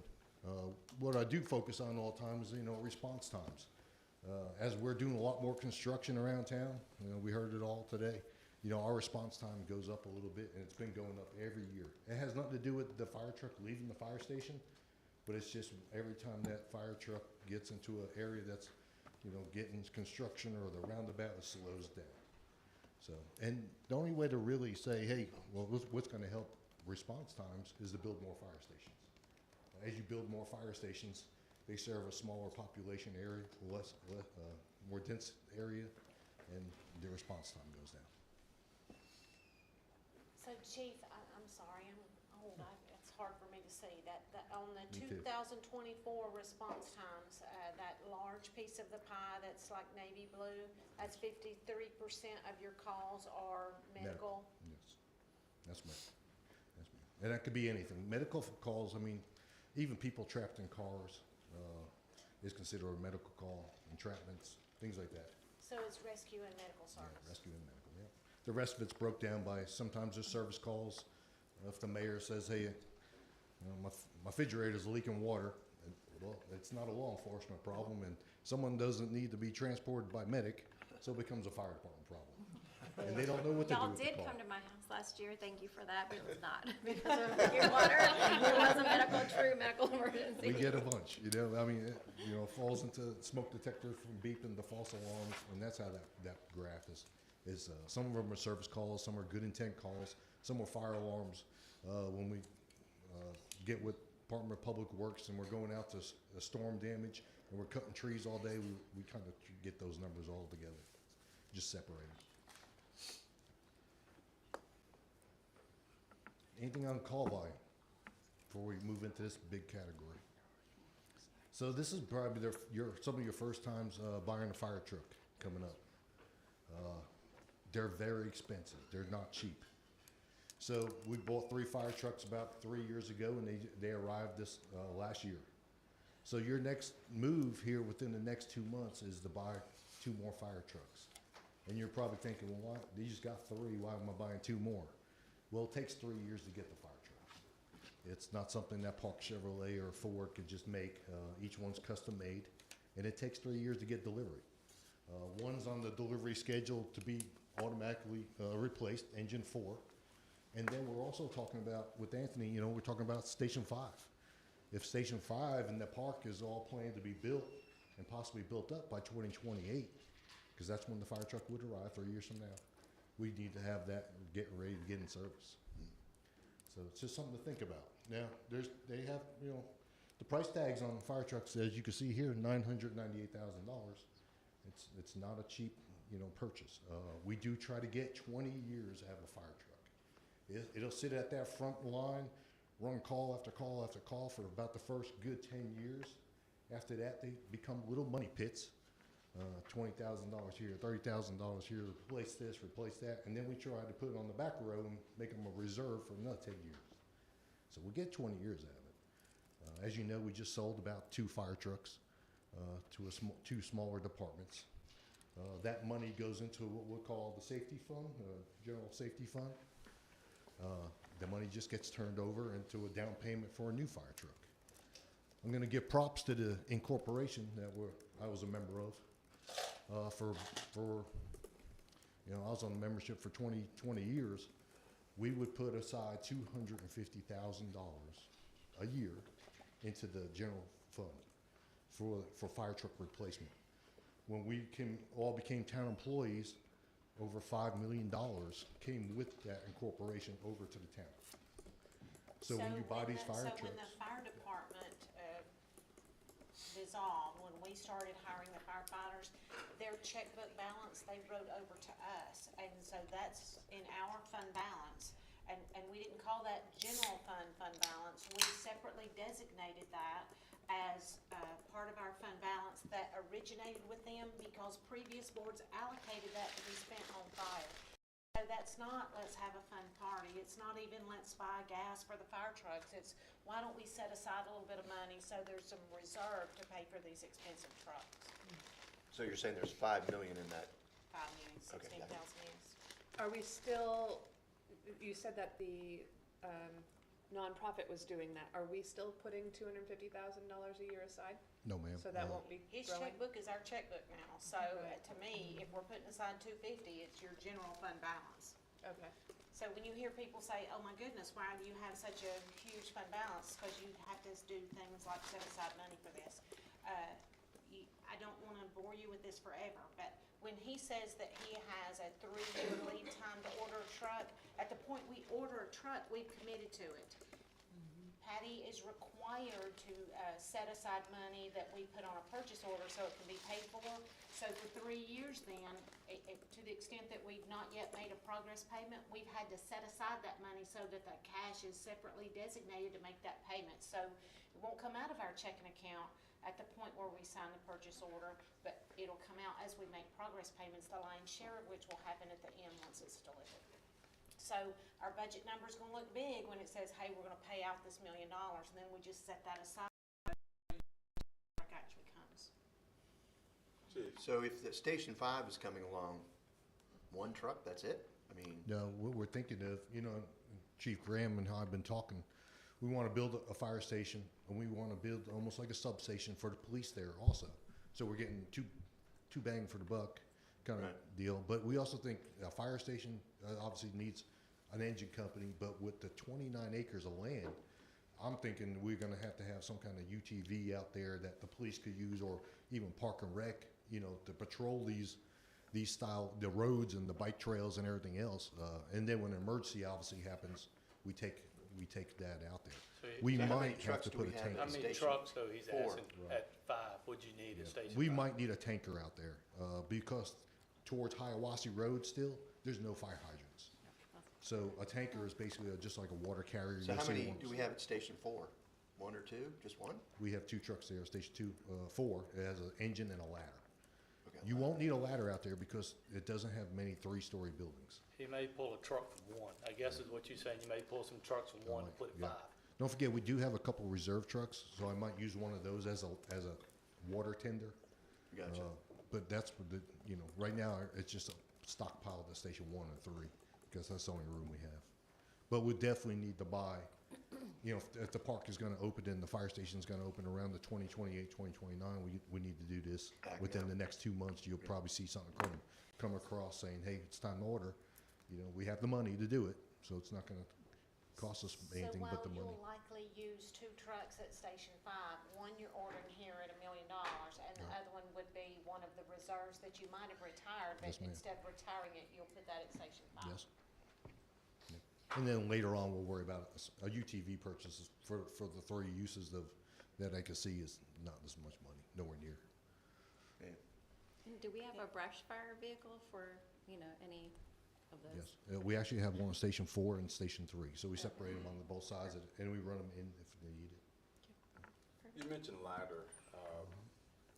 If the town decide to build taller buildings, do we have the equipment to cover maybe a 6-story building? The ladder companies in Huntersville are no different than ladder companies in New York City or California or anywhere.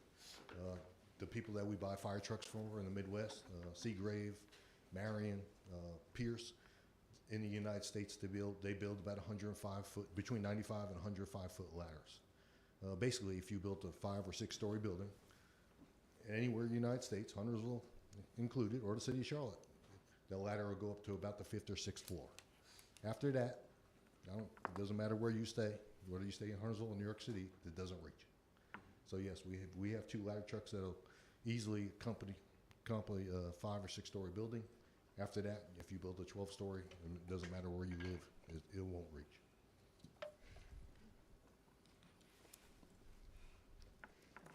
I had a question. And I it see it was- on your face. It's back in my brain. You touched on it and you mentioned something really briefly, and with the presentation we just had from Chief Graham, with 2 new future fire stations, do we have, or could a possibility be incorporating in like satellite for police on those same properties?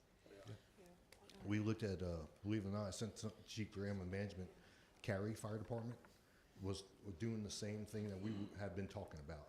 I did, searched around to see what builders that were out there, the ADW, and they had built it, believe it or not, right in Cary, that they built a fire station, 3-bay, like we would need, and around on the same building was a substation for the police department. But these are small touchdown stations, you would not be moving the whole traffic unit, out there and those kind of things. It'd be touchdown spots with a couple of offices, interview rooms type, but, you'd have some presence in those areas, but it wouldn't be a big, move 15 officers over there, nothing like that. Still, any amount of square footage that you add to the size of a building is gonna add to the cost of the building.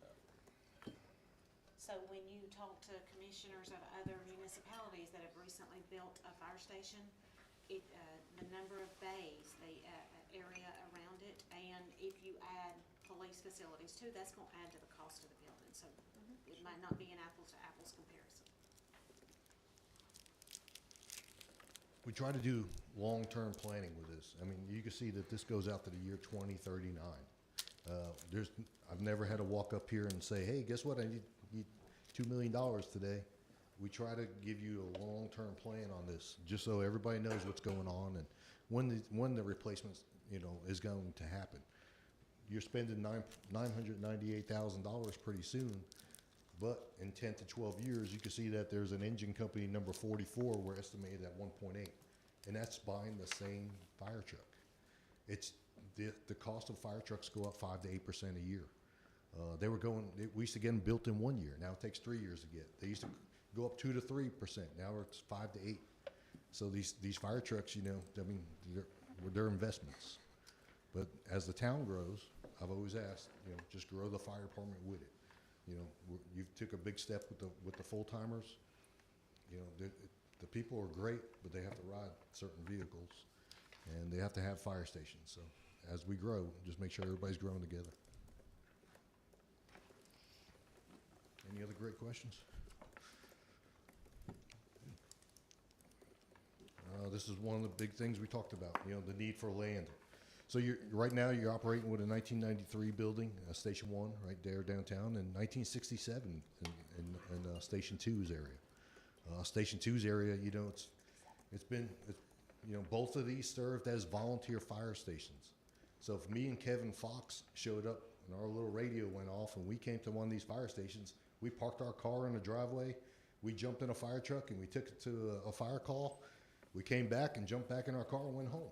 They weren't made for full-time fire departments. They weren't made for full-time firemen. They weren't thought about that there's going to be women in the fire department. It just didn't happen. There wasn't a career choice for most people. So when you look at both of these stations, and we talk about, okay, we're going to need new ones. We want living quarters for women. We want bathrooms, that are suitable for men and women. We want, some storage areas. When I'm at Station 1, I took a storage closet and made it into an office. It could be done. I'm dealing with it. That's because we want to make sure that, we get everything done that needs to be done. But these fire stations have reached their limits. There's not too many that you could say, hey, oh my God, 1967, it still works. It's on a septic system. Every time it rains, I got to get it pumped out. It's ready. It's ready to be demolished. Anthony brought in, I would say, an architect or an engineer. Was that the correct? You got sneezed. But we brought in to look at Station 1. What could be done with Station 1? Can we build in the parking lot maybe and expand on it? Just make it bigger. Because all we were looking for is really some more offices, better living quarters. Just the apparatus part was good. They basically told us to put a bulldozer to it. I mean, it just can't be expanded. It's the type of structure that wasn't built to be added on to. So we tried looking at that. Duke Energy told us that we can't go forward with Station 2. We can't go sideways. We can't go left. Can't go anywhere. We don't own enough land. So we know there's no options with there but to find land, replace them both. If you've never been out to Station 2, it's definitely worth seeing. So we talked about a timeline. Timelines, they're very, very important. So when are we going to get when do we have the money? When can we make things happen? We know Station 5, we have the land, we're ready to go. So we put that at the top of our list as the top priority. If we could build it, let's do it. It's going to relieve some of the pressure off Station 1, Station 3's area. It's going to make the service to Northstone a lot better, right down the road. Station 5, we're working hard to find some land. We're going to show you a picture in the next slide about the future land that we were looking at, and then the land that we maybe could try to get from the county. Station 1, again, it's a very valuable piece of property. If we can move it and go somewhere else or build somewhere else, that becomes a valuable piece of property in the downtown area that bulldozer could go right through it and we could sell it or make some nice shops downtown and go with the projects that we wanted, the future plans. So you'll see Chief will talk where Station 5 is, and we're going to try to hit this timeline if the board allows us as we move through this process. We put planning design money in 26. Station 2, Chief's going to show you 2 locations. There's many other locations. And Emily's going to tell you about one of the locations in Station 1. Ultimately, we're working with CMS right now to look at potentially locating where the elementary school is. But that's, through the planning process, et cetera, will take some time. But they know about it. We're talking to them. And you'll see, as Chief said, that's why some of these timelines that you see before you, and then this will be inserted into the CIP. What comes with all this though, obviously, is people too. So if we build a new station, it's people. If we build a bigger station, there'll be more people, maybe more trucks, it just depends. But any new station we build, we will most likely have a police component to it. I have another really dumb question, but I'm gonna put it out there just in case it hasn't been brainstormed. What if, instead of replacing one of these stations, like Station 1, for example, would it make sense to do another small station, like really close by, like where the elementary school, like, I don't know, if it's a hard time finding the land we need, is it possible to do two stations really close to each other? One has bays, the other has office, I don't know. Is that a possibility? We looked at, Station 1's the hub. It Yeah. does everything from 45 to 77. We looked at even splitting that station. Yeah. Maybe towards Stumptown, and then one towards, I tried to get CPCC to, on their fire campus, to say, hey, why don't you build a fire station out Yeah. here? You could put all your fire trucks in it, we could train at it, we'll donate the fire trucks. They didn't really want to hear that we wanted to build a fire station, so I was with you on that, to split that station, all your eggs in one basket. But then at the same time, when you start looking at the cost, at one big station, maybe $10, $12 million, or you build two $6 million fire stations, Yeah. because, and then there's so much need with People in trucks at each being station. compliant, and the trucks and everything that has to go into a fire station all really stays the same. The living quarters, the kitchens, everything, the generators, there's such a huge cost in that. So we get to that point of two fire stations the same as one in the center of town. You may get it from a standpoint, let's just say if you're lucky enough to get two for the same as one, but then you still have to have people at both stations. Yeah. And you gotta have trucks at both And stations. people going back and forth, it's not like you can have Right. like You gotta live. the you gotta quarters live. in one, and yeah, okay. So if you build a new station, not only the stations, people and trucks, so all that money goes with it too. That's what drives it up. Okay. So if you've never seen this map, this is interesting stuff. So Station 2 has to be within 5 miles of McGuire. It's part of their federal regulations that they have a fire department, fire station in that area. But when you look at McGuire and you think about the main entrance, and if you've ever been into McGuire, it goes about a mile deep into by the time you get to the main entrance, so all the way in. So, and they take that into effect when they look at our ISO ratings and everything else. So you figure from the dam or the last road at the very end, and you come down that as a mile, and then we could branch out another 4 miles. So what you see in red is really what you have to pick from to move Station 2, or get an area for Station 2. Obviously, when we come down that Highway 73 out of McGuire, we don't want to go to the right because we're going into Lincoln County. So our areas to pick from are really in that red area. If I could use this, obviously that's Station 4. If you're right here, you don't want to really come down Beatty's Ford Road because you're getting close to Station 4. We talked about earlier Irvin Cook Road. That's right here. You see that break?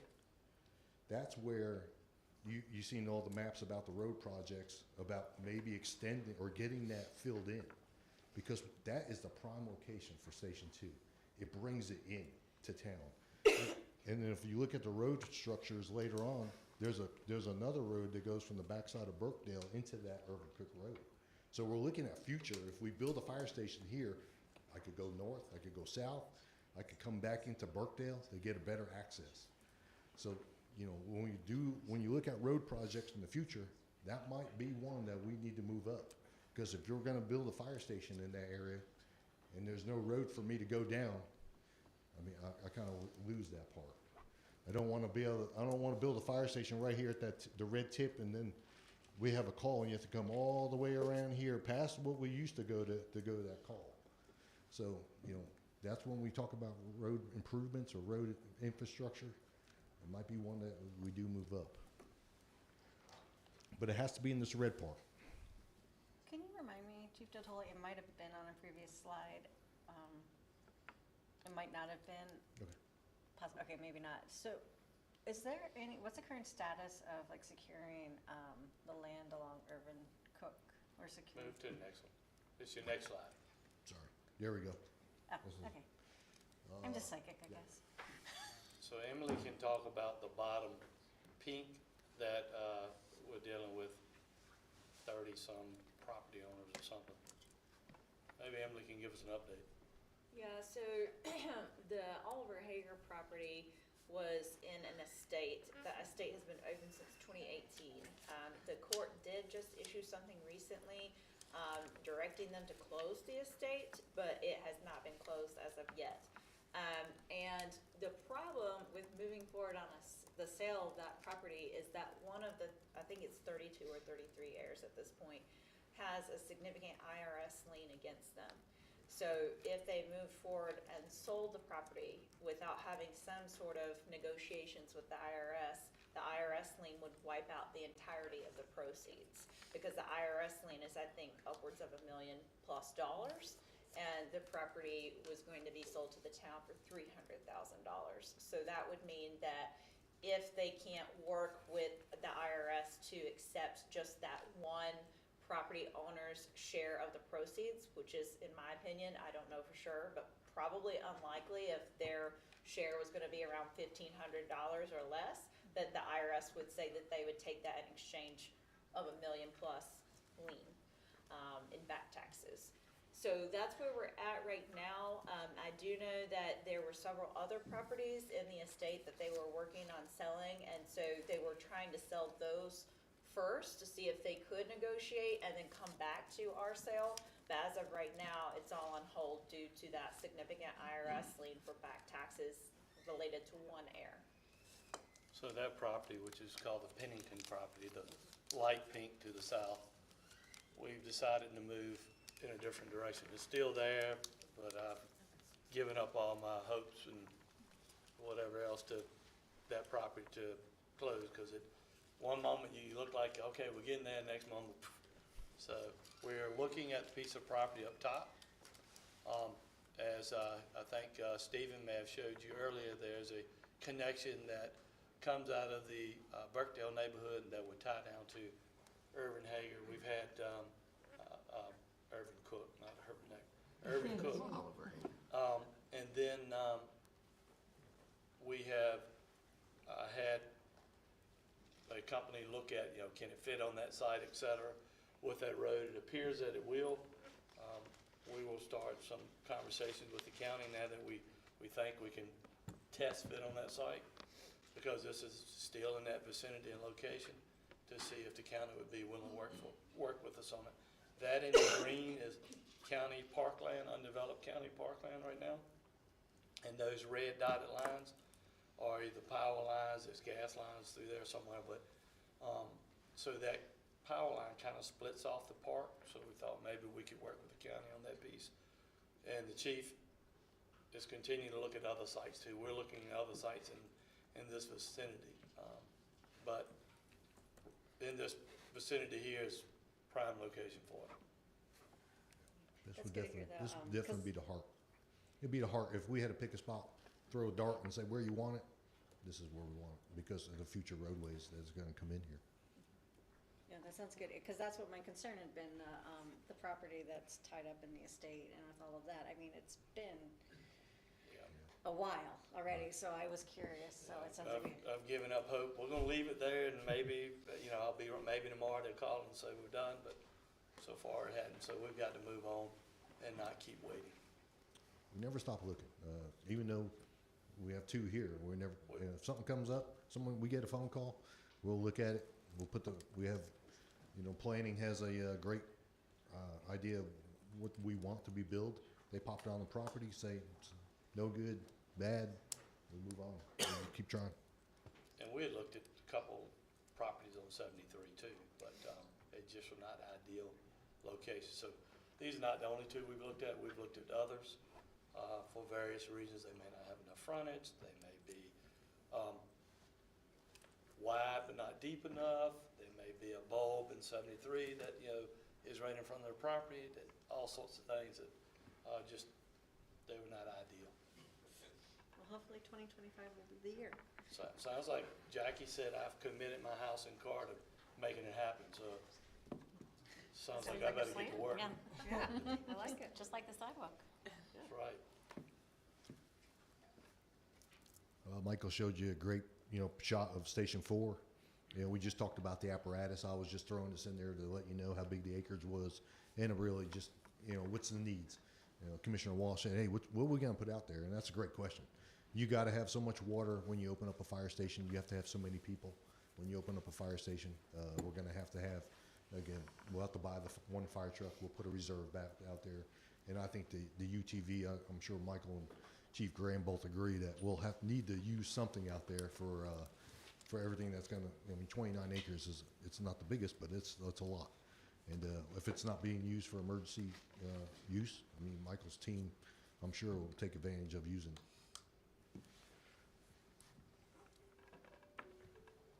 My time's up. Chief, on Station 5 here, obviously this will take call volume off of Station 1, which was 3409, if I recall, something like that. I don't remember. Yeah. What do you think, just from the get-go, let's say it's open in 27, 28, what kind of call volume do you anticipate it taking off of the 34 or something? Right. I think when we first open up these stations, I always shoot the 300 to 500 calls. When you don't run interstate calls, which take up a lot of Station 1's area, that's fire station always service because there's always one or two calls going on. But the less we have to go north past Jackie's office and head towards Northstone or Raymond Church, and that's going to take a lot of that area. We have the large off Highway 73 now. There's a Publix that's been built out there.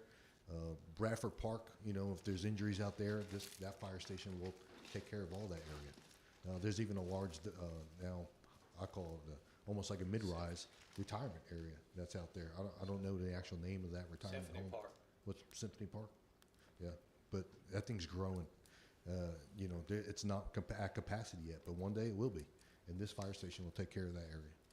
And so, Brian, preview of coming attractions, your presentation in the morning, you're talking about a small area plan in the northeast corridor, and there's some concern about that's where our growth is right now. Yeah, that's the last real remaining area that's undeveloped in town because the sewer connection was connected just a few years ago, so that's going to open up that land for development. And so listening to the chief predict what call volume would be there, Go up. I mean, Right.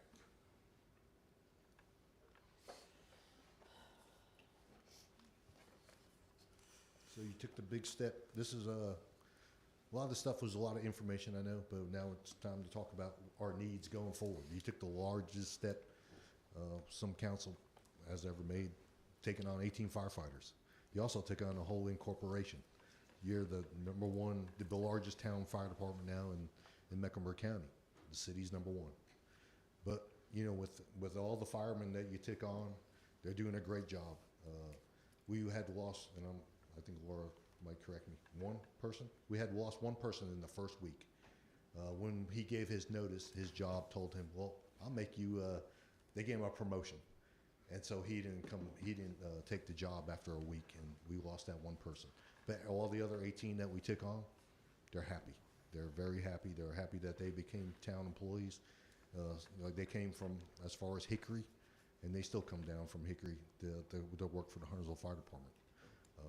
When we talk about is there any kind of recruiting issues or anything like that, you ask them, well, why'd you take the job?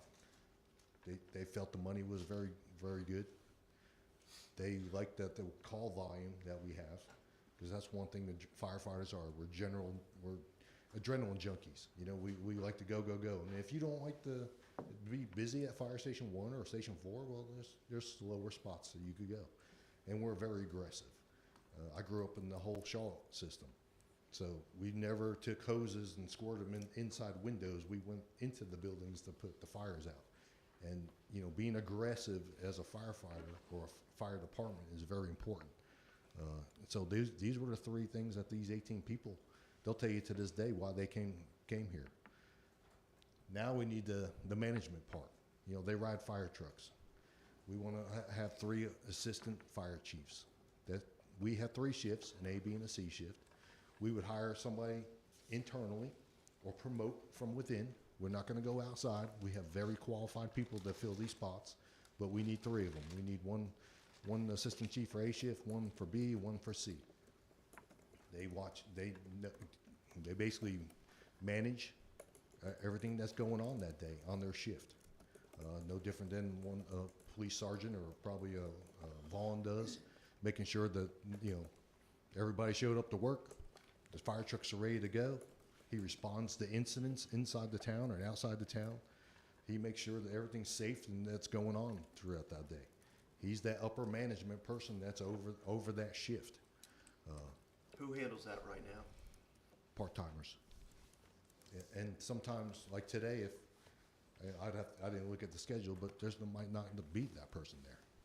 We have to, by us hiring those assistant chiefs, we know that when you walk into Station 1, you want to talk to the chief on duty, he's there for you. He can answer everything that's going on for that shift. When you leave to leave the next day, and you say, and Jennifer's the next B shift chief, you tell her everything that went on that day, tell her about some of the calls. Hey, there's a meeting today I see scheduled with Jackie. She wants to talk about, you know, medic.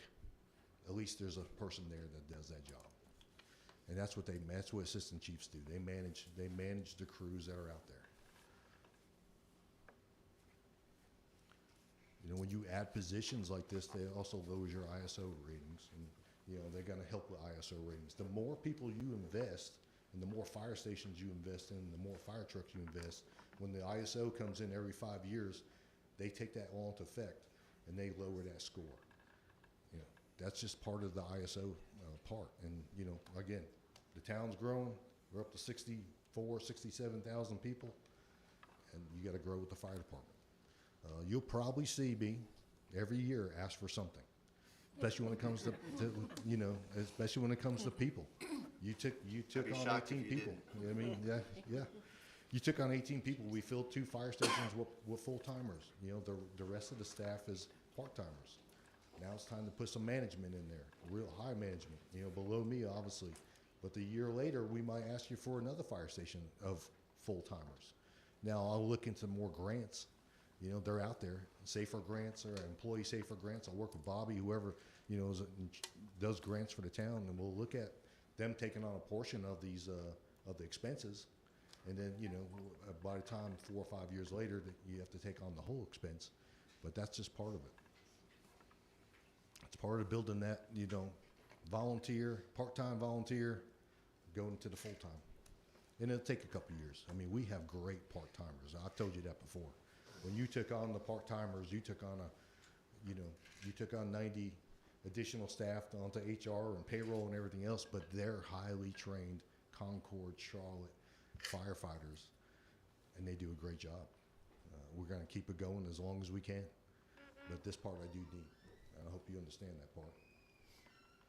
Thank you. Chief, what is it, you mentioned like it lowers our ISO rating. What is that, what's the impact of that in our community? What's that mean? Yeah, right now, when they came in and looked at us, we were a 3. 1's being the best. We can never be a 1 without the water department getting involved and putting hydrants everywhere in town.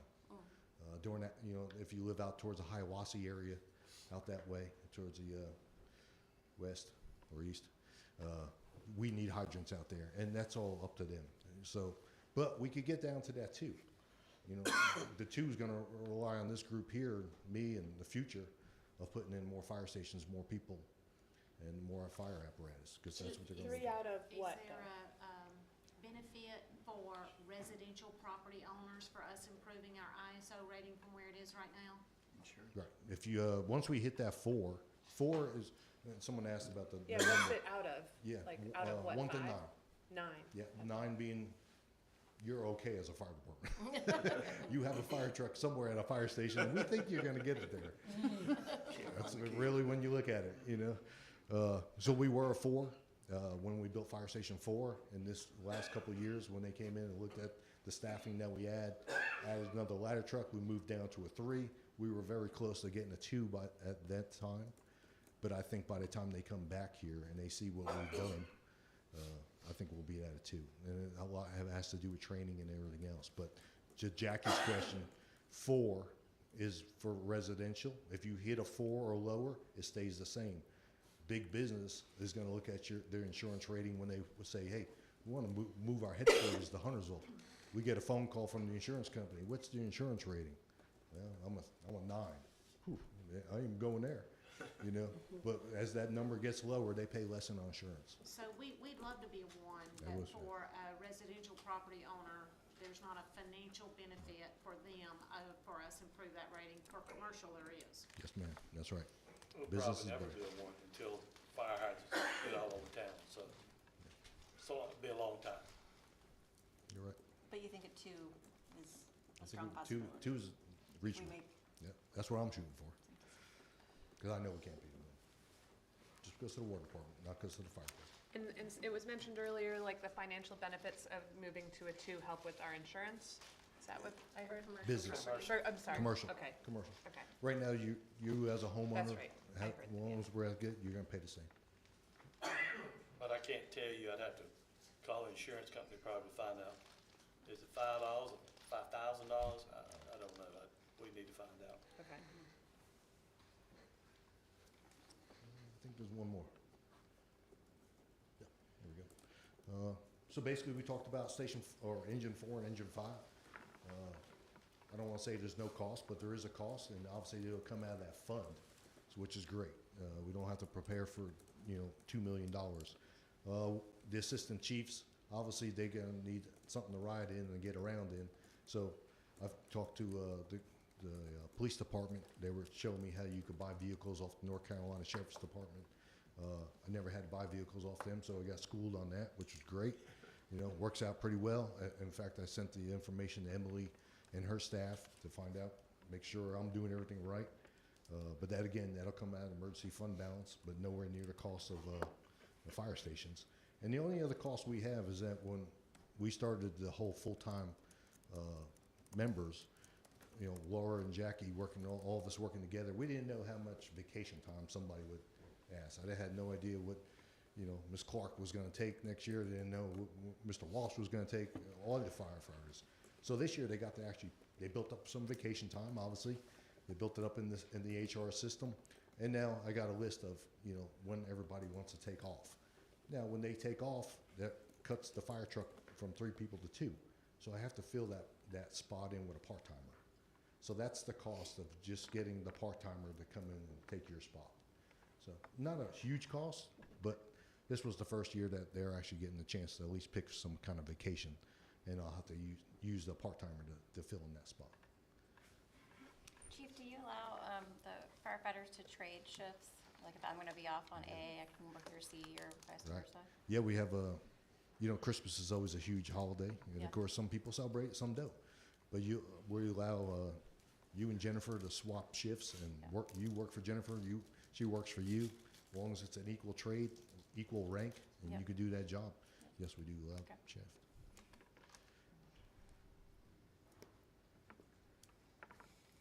Chief DeDull,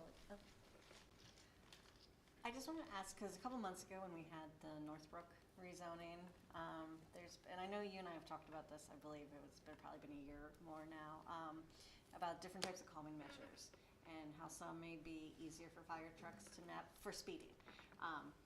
And some may be easier for fire trucks to navigate than others. Can you kind of refresh my memory on, like, You said What? the speed bumps? like versus like speed bumps Yeah. or medians, or, there's a Right. bunch of different options. Yeah, we actually got with a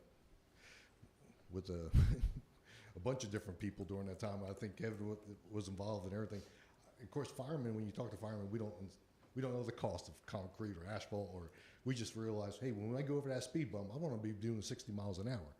And, rubber speed bumps have a huge cost, I believe, right, Kevin, compared to an asphalt speed bump. But they go over those speed bumps a lot easier. When we do roundabouts, we ask that the edges be both just on an angle rather than a curve, because there's not much clearance underneath a fire truck. If the fire truck has to go over that hump and it's going down Highway 73 and it's backed up and we have to jump those medians, we call them jumping the medians, it takes a little, but there's only about 6 inches underneath the fire truck. The axles, really bring that fire truck way down. So we asked for, we got with the planning and everybody else to say, hey, just make sure the edges are nice and smoothed out. This way, when they hit them, it doesn't rip anything else. That's going to cost a lot of money. But, if you ask me today, yeah, I like rubber speed bumps because they could go a little bit quicker than hitting an asphalt speed bump. But I know there's a bigger cost from my man Kevin here. Thanks. done. Before we go to break, can I would anticipate you might ask what's the latest with Medic. Literally during this meeting today, we've been checking calendars. I would expect we'll meet before the end of the month of February to initiate discussions with Medic.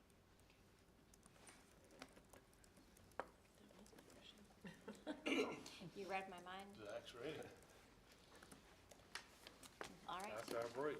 break, back at 3:30?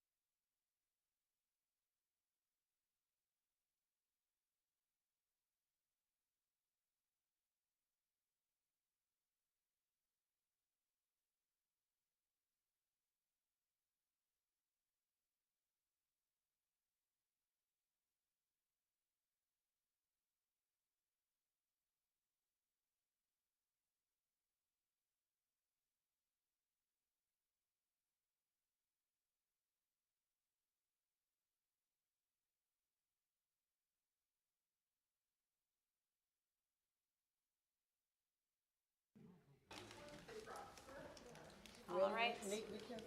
Welcome back. Zach, welcome to the podium for an update on HFFA. Go for it. Yes, hi. Good afternoon, everyone. Got some exciting things to speak about, and thank you for your time. Pleasure to see everyone, city or town staff, board, mayor. Thank you for your time so I can present what's going on at Huntersville Family Fitness and Aquatics, which I'll refer to as HFFA most of the way through to avoid the word jumble there. Overall, a lot of exciting things that have occurred since the last time that we met a year ago. So I thought it would be most appropriate to kind of kick off with overall facility impacts and the trends that we're seeing in regards to the various events that we have throughout the course of the given year, and certainly since the last time that we met.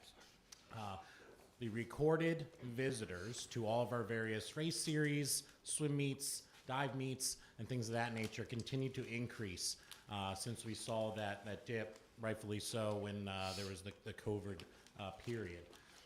In FY24, or coming out of FY24, we had reported a little over 22,000 visitors over the course of the year for all of those events. Those are visitors from the immediate region, outside the region, state, multi-state events and things of that nature that come to the facility. And right now, we are trending to be back towards the 2018-2019 numbers of increasing over 24,000. We'll see how far that goes. You'll see, and I'll talk about this in a few more slides. There's quite a bit of interest in people reviewing what the facility can manage in regards to bringing more events to the facility, and so we certainly will see if we can continue to increase that number year over year. Along with that, we're also seeing increases in just general usage and interest from the community and obviously the membership base for mainly our fitness offerings and some of our other for pay offerings like summer camps and other expanded offerings that we have during the holiday periods and things of that nature. And that is growing right now at about a 5% rate. And honestly, a lot of that limitation is just really more either land limitations or space limitations inside the building to still try and meet all the other use cases that we have from both the year-round annual users and certainly the membership base of the facility. And one of the most notable, and this is where it gets interesting, and you'll see the term dynamic scheduling here in the next slide. The paragraph down there at the bottom talks about one specific group, the Rock Steady Boxing Program. A program that we started a number of years back, one individual, really one class per week, has now expanded into a 5-day week program with 20, 30 individuals at every class. That isn't happening across every class, but there's a lot of classes that we offer in the fitness space that are similar stories, and so we are working to try and provide as many opportunities to capture as many people as possible to utilize the facility. So that's exciting overall. It's a good problem to have for sure. Along with that, we're continuing to work to expand our overall community partnerships, and that includes working with both nonprofits, and then certainly there's a lot of interest from other area groups, regionally, statewide, that are looking to potentially utilize HFFA for its use case. So I mentioned in here people being interested in utilizing the pool space, and that's probably the biggest draw that we have from a lot of those third-party users. There are some others regionally that are looking to use it as a base for potential race series and things of that nature, but the biggest draw is typically the large pool, the 50-meter pool space. So with that, we're working with all of our, again, annual users, Swim Mac, Carolina Dive, and then certainly trying to make sure we are maintaining enough time for any of the general membership uses as well. With that, again, we're looking into 2025, hopefully for some of those to still hit this fiscal year. I'll talk about some of the impacts that the capital projects have had in the more immediate. So we're working to try and see what we can do to try and have those occur before the end of this fiscal year to capture that revenue, and then certainly make that a multi or annual year agreement. I mentioned just a minute ago as well about working with some of the other nonprofits. We've worked with the nonprofits in the past, and we've done partnerships in regards to coat drives, food drives, supply drives, school supply drives. The list kind of goes on, and we try to do that throughout the course of the whole year. This past year, we've also tried to expand our fitness and health and wellness offerings, basically try and bring what we're, or at least similar offerings with what we're offering in the building, outside of the building. So I list down there in the bottom half of the screen partnerships with Angels and Sparrows, where we launched a fitness initiative as well as just a generalized community wellness initiative to reach those individuals that may not be members of the facility, but still can benefit from the expertise and the offerings that membership does get who visit the facility, and we're certainly looking to continue that. Some of the others more notable that we have from our drives are the Hope House Foundation, Cool Kids Clubhouse.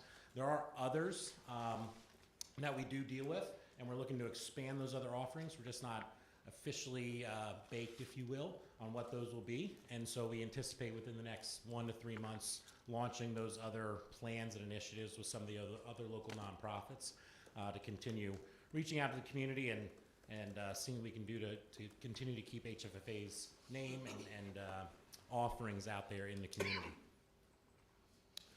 That then brings me to, I mentioned a few times here, just general membership. Overall, year over year, we're still on a net positive trend. The current rate of memberships into the facility is just shy of about 10% year over year. There are certainly ebbs and flows to that. We're at a portion of the year where we certainly see a larger surge here at the beginning of a calendar year. There are other times of the year that we don't necessarily see that growth or that level of growth, but still month over month, there's net new memberships overall. That's due to partnerships, that's due to being out in the community, that's marketing drives. There's a lot of facets that go into play to continue to make that occur. The other big part of that is certainly retention and working to do what we can to ensure that we're meeting the needs of the current membership. And so we balance with the heavy interest of doing these larger scale events and what membership is looking for to ensure we retain the membership base and certainly bring in any other revenue opportunities from these other larger groups. Just like the visitors of the facility, we are continuing to see a heavier user base from that membership as well. Oftentimes you find individuals that may join and they're essentially like phantom users. They continue to pay month over month. We're still seeing a lot of activity, which is a good thing, certainly, from the membership that it belongs to the facility, and we're seeing that usage increase, pushing closer to about 12% more than what we've seen in the past when we compare the trends and the math to how many members we have versus how many users we have in our various fitness classes and swim classes and the like. The largest group that we still see, similar to last year, joining the facility are those that are coming in on senior memberships. That's driven largely by the medical insurance programs that are offered to individuals in that age demographic. Our largest partner with that is United Health. They have a couple different buckets they move into, but this is the time of year where it gets to be a little challenging when the medical systems launch new tier programs and individuals make their selections into each new calendar year. That changes their benefit offerings. And so that's just like every other year, we're in that kind of ebb and flow of that period. And this is where we really try to get creative on finding other member tier groups that are part of our current membership class rates to get them into, or certainly see if there's anything else creative we can do with those medical programs to get entered in to be a part of those other tier groups and make those available to more and more individuals. Regardless, we still see all membership groups increasing. It's just the senior groups are the ones that increase more rapidly than the others. So we are still seeing consistent growth from both individuals, local individuals, families, couples. There's quite a few different categories that make up those membership groups and rates. With that, again, being out in the community is certainly key to our continued growth on that front. And so every time there's a new community that opens, we're communicating with a lot of the local realtors, going into the school systems to make sure that students and their families know that we exist and the type of offerings that are there as well. So there's a lot of different facets at play to try and work on that marketing and then judge what works best to keep our net new memberships and retention rates up.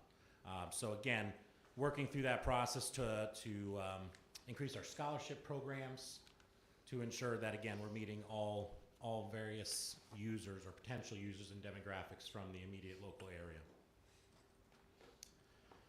So outside of the people side, there's a lot that goes on in the background to ensure the building stays open and operational. Essentially, there's only 2 days out of the year, barring any major weather, that the facility's not open. So outside of that, we're trying to make sure we're meeting those needs. The top section there is, as you can see, it's labeled in progress. Those are various projects going on right now. We're reviewing, we're getting individuals to come in and take a look. Building is now pushing close to 24 years old, and so there's certain areas that have been repaired over the years, and then there's other areas that are just opportunities for us to get in front of, or hopefully get in front of, so that we don't have any downtime or have to step away from any potential programming for downtime. So roofing's a big one for us right now. Roofing and HVAC are really the biggest two areas that we're hunting for. When I say HVAC, that's building wide, with the caveat that does not include the capital project I'll talk about in just a moment in the 50-meter pool area. Outside of that, because that's brand new, everything else we're continuously reviewing.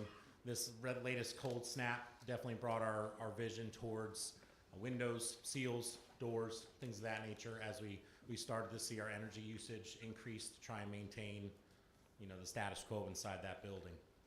We've also been trying to look at projects that we can manage that are in progress to answer to a lot of these outside groups that want to utilize the facility. So you'll see on there, the third one down, it says 50-meter pool lighting. That is an area that we looked at. We did some enhancement a few years ago in the smaller pool area, put in LED lights, brightened up the space, certainly much easier to see, much more inviting.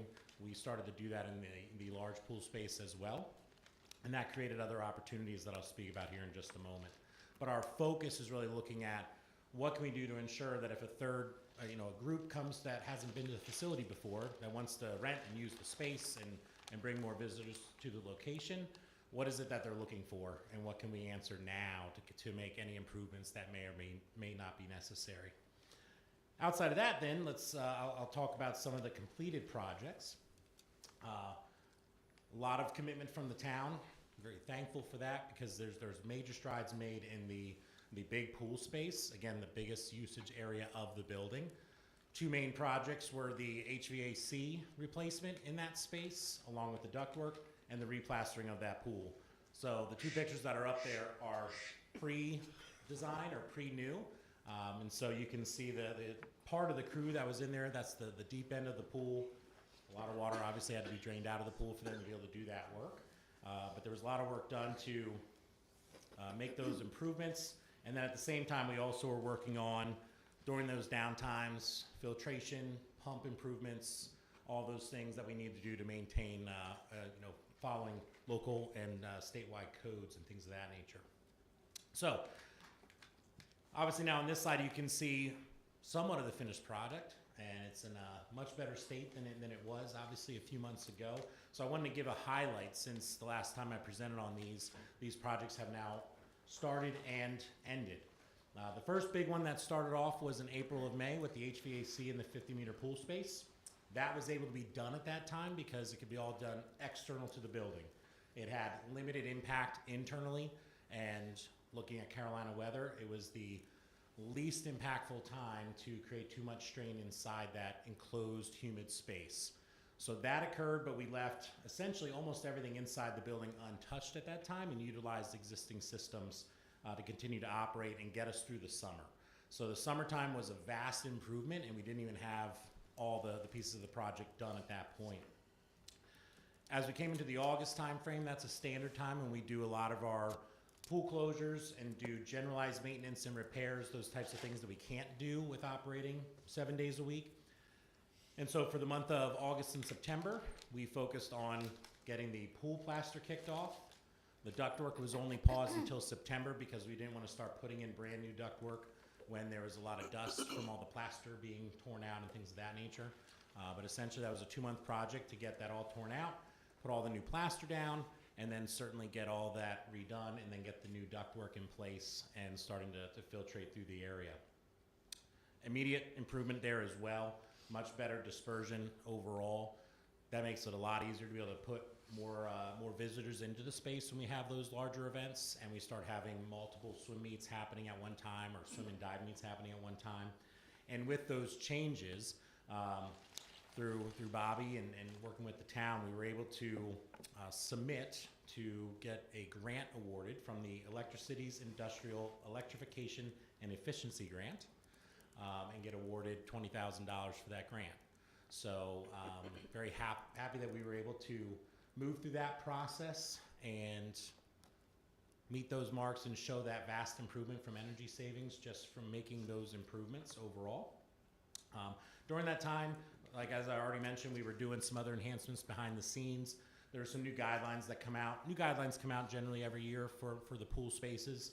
And being a facility that operates 12 months out of the year, we're typically one of those groups that we get those guidelines earlier than a lot of the seasonal operations. And so we were working on that at the same time in preparation for January 1, new guidelines being put in place for some of the new pool filtration and PUP requirements. So that was done at that time, and very pleased that that has gone well so far. So talking a little bit more about future, quite a few projects on there. Again, this is as we look at potential use cases of the facility down the road, and we look at how large of events, how many events, what do we need to respond to, and then at the same time, we're looking behind the scenes to see when was the last time boilers were completed, when was the last time specific rooftop units were replaced, and what do we need to do from a roofing perspective. There's a much larger land mass overall that needs to be taken care of outside of the building, and trying to ensure that every space can get maximized. So again, these can shift as we view things. The major capital projects that were approved for this fiscal year have been completed. There's still one or two on there that we'd like to get done. We are, however, eyeing some other areas that we might have to open discussions to shift. One of them being the 25-yard and outdoor pool pumps. Just with their age and what we anticipate, we may be reaching a point of no return with repair on those. And so that's why I put that up there, that we're going to look at that much more intently for this next proposed budget.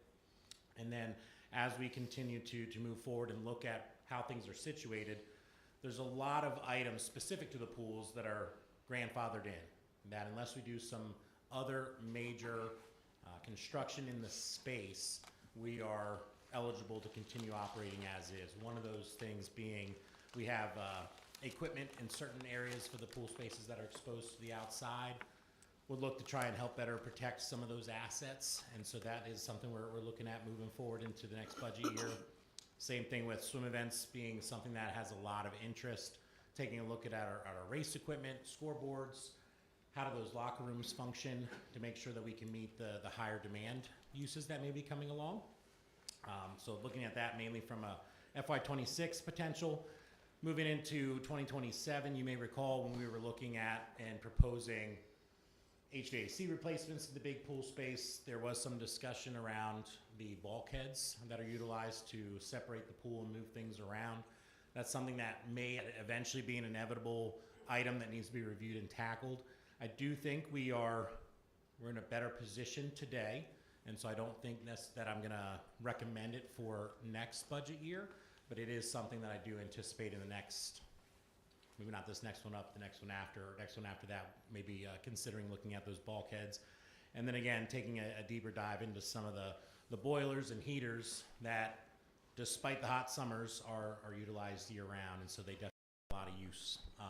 There is one, I don't even really want to mention where it's located because it'll be a bear to replace, and it's still working, but eventually we're going to have to tackle it. It's in a very tight position interior to the building. That may be a boiler we need to look at as well here in the next few years as well. And then moving on to the last box there for FY 2028, looking at other fringe uses of the building, the outdoor pool, some of that equipment. Again, we can do a lot of repair and upkeep, but we may need to do some replacements there, and certainly by that time may need to open up a deeper dive discussion for that air handling unit. It's a same type of unit that was just replaced on the big pool space, and so as we continue to make those repairs, repair leaks, change out compressors and the like, it may be a use case as well to kind of discuss potential replacement of that moving in here into the next few years. And then as we look at the available space of the building and what we can do with that space, trying to make overall enhancements to ensure that as many spaces as we can keep full throughout the course of a day, we keep it full. So with that, that's overall the end of the presentation from my standpoint. Open up to any questions or anything else that we'd like to discuss.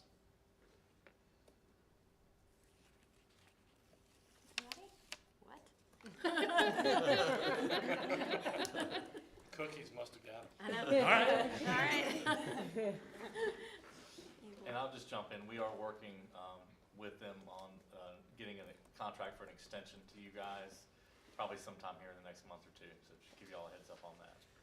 I do have a question. Sure. So you talked about how you've got an increase in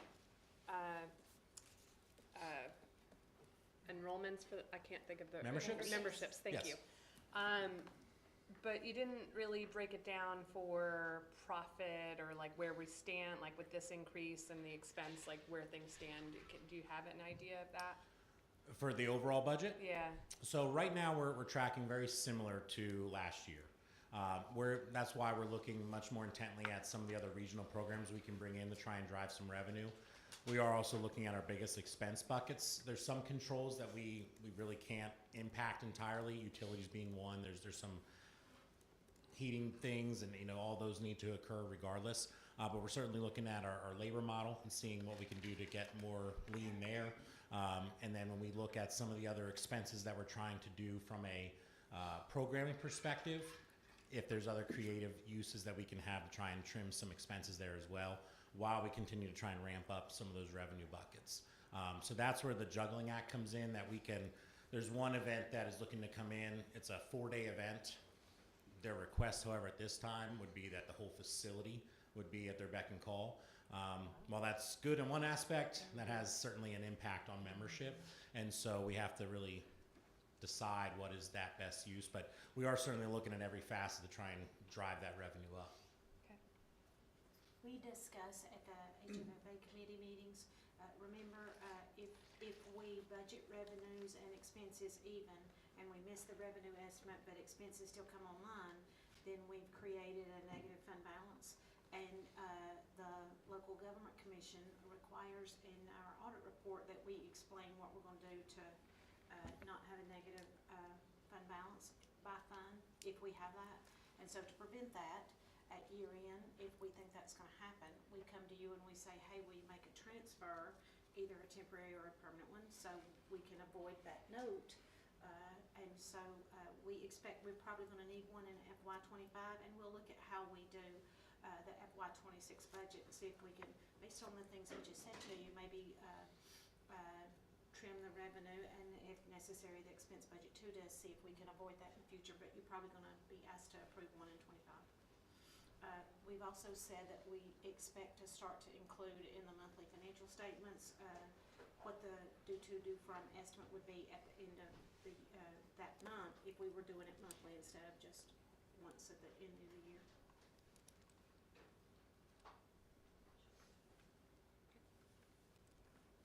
Anybody else?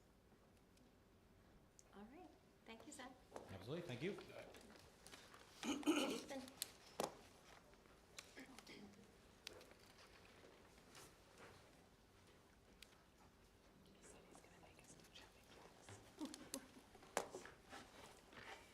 Okay, last but not least, and I will say, I know I'm the last one on the dance floor today, and I was standing between us and wrapping up for the day, but I had a Red Bull before this, so I'm hoping it'll help us struggle. So thank y'all for hanging in there. It's a pleasure to be back before you again for a second year. First thing I wanted to touch on is just a little bit of our purpose, because in this fiscal year, we have shifted from a public information model to a communications model, and there are some differences among that. The long explanation is on the screen, but the brief run through, I was a public information officer for most of my career. The difference is public information officers are a little bit more reactive. They handle things as they pop up. They're often solo, supporting an entire town or city or municipality. And communications departments and their staff are more strategic. We're trying to move from that reactive response to that proactive response, where we're meeting with our departments, we're asking them what we can do for them. We're setting things like communication strategies, crisis communications policies, social media strategies, really trying to shape all of the communications that are going out of the town to our stakeholders and our residents. Any questions there before I move on? So a quick breakdown of 2024 by the numbers. We have been busy. So press releases and web stories, combination of 67 of them in the last calendar year, which is one every 5.4 days. You won't find all of these on our website. Not every web story is a press release. Not every press release is a web story. And we also have a publishing cadence for our website that we've established, where basically anything you put on there generally has a 1-year life on our website, but then anything with an ending date, things advertising an event, automatically unpublish at the end of that event and go into our archive. We've been very active on social media. So we did 279 posts on Facebook last year at an average of 1 every 1.3 days. On Instagram, we posted 105 times, which is once every 3.4 days. And on Twitter or X, we posted 93 times, which is 1 post every 3.9 days. Our most engaging post on our meta platforms, which is Facebook and Instagram, reached anywhere between 36,000 and 156,000 accounts. I should say that's only the Huntersville town government. That does not account for our police, Parks and Rec, or any of our offshoot accounts. Does anybody want to take a guess at what that 156,000 account post was? Day without driving? No. No. That was no left turns on Gilead and the new Diverging Diamond. Yes, and consistently, as we looked at our insights and our analytics, we saw that traffic updates, to no surprise, were some of our most engaging content. So we have a higher reach on Facebook than any other platform consistently. Oh, I'm sorry. Yes. I'm just curious, why not utilize the Instagram, Facebook conjunction where like you post on one and it posts on both? Like, why don't you see 279 for both of those? So we do. We schedule our posts through Meta Business Suite. Not every post on Facebook is our own, which I'll get into with our social media strategy a little bit later, but to touch on it, basically we share from trusted other partners such as Mecklenburg County, NCDOT, CATS, and we don't count those as our own posts, but they do count toward our total on Facebook. And they have their own strategies, so not everything they share to Facebook goes on their Instagram, and vice versa. But Instagram is also naturally a more image-heavy platform, and so we have amped up a lot with our posting of reels and prettier, more engaging graphics on Instagram to kind of capture. Instagram also isn't as good for sharing links. They right now don't have any other way to share a link unless you do a link in bio, or you put it on your story and put click link here to route through it. Whereas in a Facebook post or a Twitter post, you can just put a link directly in the text and it hyperlinks to what you want to get to. An important note about our Twitter account is we scaled our usage on Twitter to only emergency and critical information. This was a data-driven decision. It was not done out of the blue. We analyzed our insights, and consistently over the years, our most engaging content on Twitter was our emergency and critical updates. So these might be new traffic patterns, like the one we have at Gilead Road, all the weather alerts ahead of Hurricane Helene, all the weather alerts ahead of our last winter storm. Those consistently were receiving engagement anywhere from 3,000 to 4,000 accounts all the way up to 15,000 accounts on Twitter, and our regular run-of-the-mill, just standard updates were only garnering about 1,000 accounts. So we've been trying to optimize throughout 2024 and into 2025 how and why we use each platform, and that decision was part of that. So quick recap of our social media followers. We have right around 13,600 on Facebook, which is an increase of 1,341 followers from the same time last year. On Instagram, we have right around 4,400 followers, which is an increase of 835 followers since this time last year. So those accounts are growing. That's about a 10 and 19% increase year over year. And our Twitter account rests at about 8,800 followers, and Twitter does not provide those insights for us as to whether we are growing or losing followers on that platform, so we don't have that to offer you. Also, our external newsletter launched last year, which I'll go into more in a little bit, but we sent 8 standard newsletters because we launched in April of last year with 5 special updates, things such like take our branding survey and join us for the mayor's coffee chat. Those kind of off cadence didn't fit nicely into a standard update. How many people do we have signed up for our newsletter? I'm going to get into that. Oh, sorry. Yes. But before I get into the newsletter, I'm going to talk a little bit about branding. As we all know, last week, the board voted to adopt our new town branding. Thank you. We are very excited about it. So branding defines who we are as an organization. It gives everything, as we move into implementation, a consistent look and feel. And we're going to implement this throughout 2025, but really this will take a few years to fully implement because there's a lot that goes into it, and I'll get into that in just a second. What we're most proud of is that our creation of our brand was community powered. So we did a 6-week online community survey. We sent out press releases. We held community calls. There was a community activation event that Haven Creative, our vendor, did. And we also launched internal surveys and had internal stakeholder panels to help shape this brand. So the important thing about our brand is it wasn't pulled out of thin air. It was built based on what we heard from our community. And, you know, I stood here before you last year and said we needed to do a branding initiative because there's something special about our community, and we haven't put our finger on it and haven't summed it up in a nice paragraph or wording. But, you know, so many people are coming here and staying here for a reason. So our brand story is the nice encapsulation of our brand, because a brand is more than just a logo. And as a matter of fact, we are not changing our main town logo. We have some custom departmental logos that will come with it, but there are 2 reasons for not changing our logo. It's iconic. It's been around since the 2000s. People know it. The H is on lots of things. It's on our street signs, our buildings. People use it for all kinds of things, which also leads to the second reason we didn't update it, which is the financial impact. We were wanting to be fiscally responsible with launching a brand, and so it's not just the logo. It is our story, who we are. And what we heard consistently is whether you have lived here your entire life, you just moved here, you've been here for 10 or 20 years, it's a place where you can connect with other people, really make a family, really make a home for yourself, and you can thrive here, which is our tagline. Our brand pillars, these are sort of the foundation of our house, who we are, and they can help inform every decision we make if we allow them. We are for connections, we are for quality of life, and we're for the future. People come here, and it doesn't matter where they're from, they can find their community, they can find their people, and they can build a good life here. And we're for the future, which means as we have grown from roughly 3,000 people in 1990 to our current size in 2025, we are constantly forecasting and thinking about who we want to be and where we want to go in the future. So, our external newsletter launched in April 2024. And this is a way to get information to people in an easily accessible format that we control. You know, social media, websites, they aren't always reliable. Algorithms change, search engines change, what throws your website up to the top versus what puts it down toward the bottom. So this is a way to make sure that we are engaging people who really want to hear about the town because they're seeking out, signing up for this newsletter and signing up for it. We have just under 500 subscribers in 8 months, which is a strong start, and we plan for that to keep growing. Month over month, we have grown by about 20 to 40 subscribers since launch.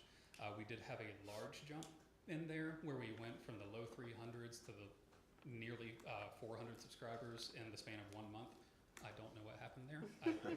So I can't explain that one. I'm very glad it happened. I'm appreciative of it.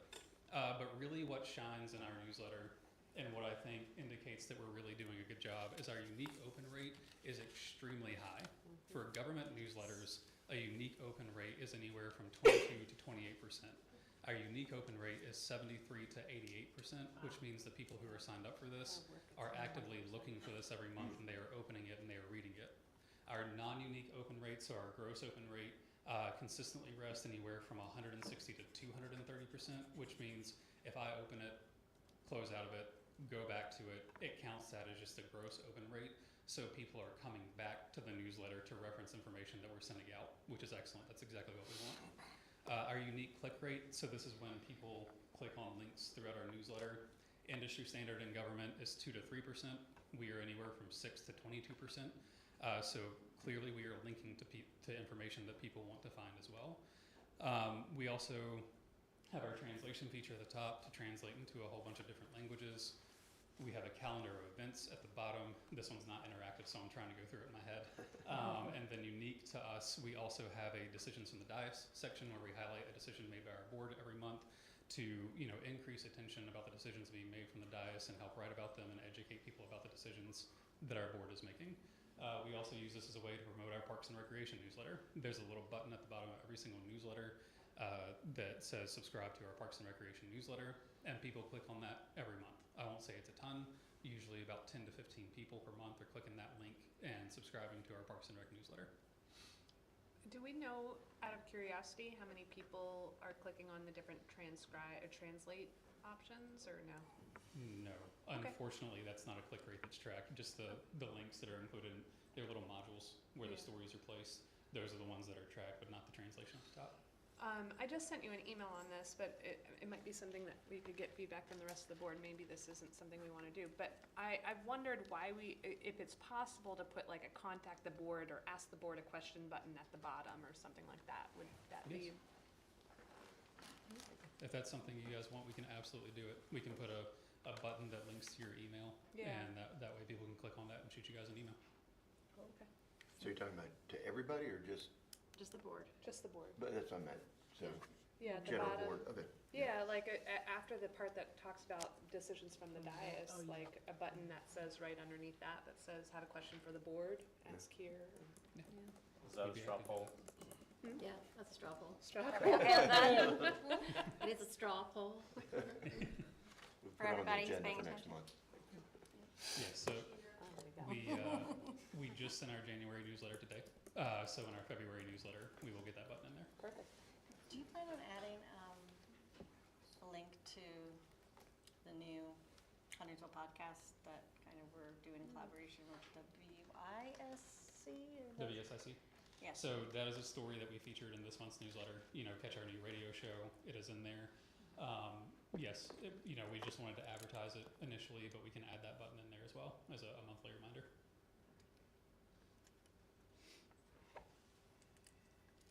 Anybody else? Okay, so just a little bit more detail about current initiatives, things that we're working on. We added a rock star to our staff this year. We hired Pam Escobar. She has been an incredible addition, and we have really increased our communications capacity to support departments. When Pam came on, we gave her about a month to get settled and meet everybody, and then we met and split the departments in half, so everybody has a designated person to go to for their communication support. This is a little bit more that public information to communications department piece. Instead of one person doing it all, there's tailored support. And, it's almost like instead of calling an Uber, it'll come get you if you need it. We're kind of, a private chauffeur service who's always there for you, doing anything you need. And that way people have someone they're familiar with, they can call at all hours, and we will help them out, do anything they need. So we are also working to formalize and put to paper our overall departmental communications plan and put to paper our social media strategy.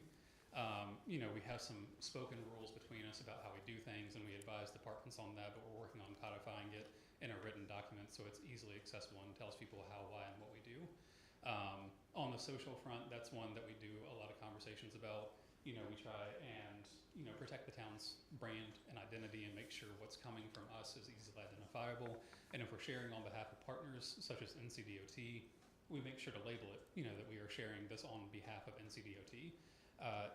That's not just for us, that's for our residents, because we don't want them to see things coming from the town that is NCDOT information or something else, and them start contacting town staff asking about these projects. It helps get them to the right person, the right agency to answer their questions.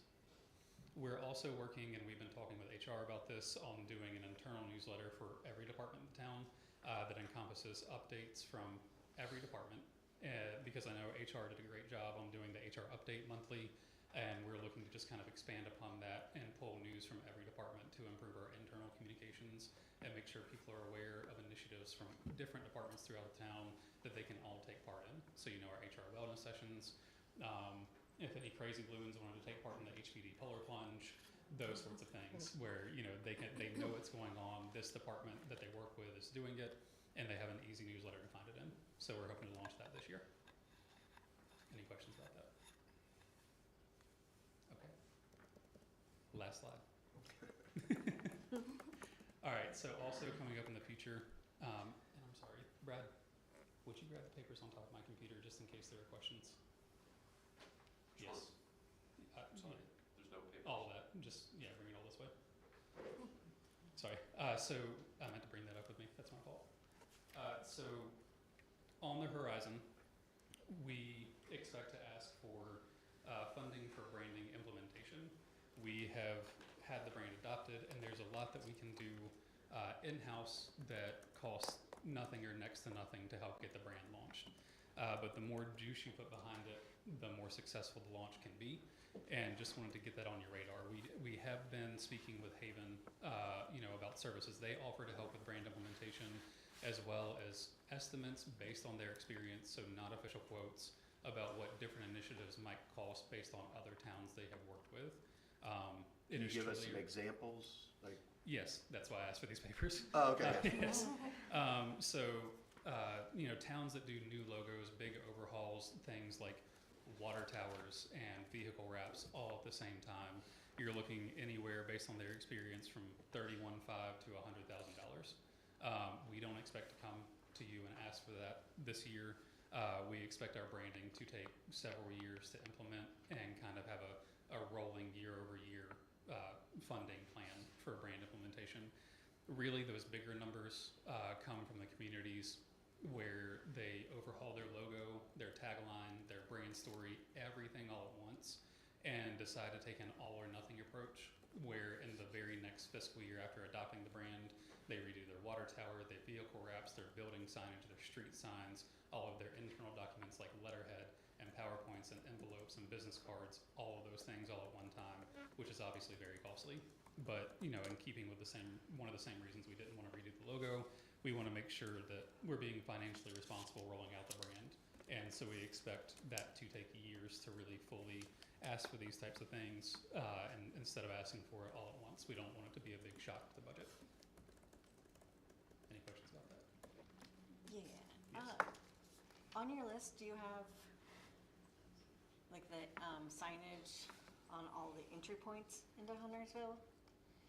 Like if you're driving down the road, Wayfinding it's like the signage. Welcome to Huntersville signs. Yes. I know some of the current ones are a little faded.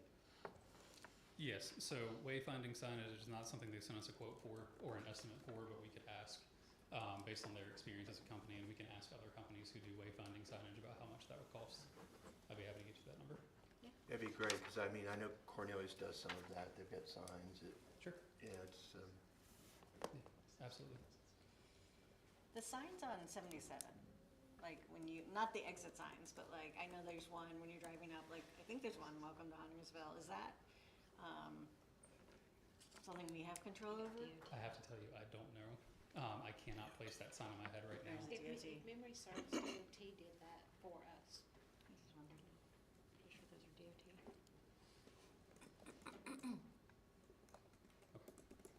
And then the next thing that, we would like some board feedback on, and what we're proposing is to round out building our department with a creative services specialist.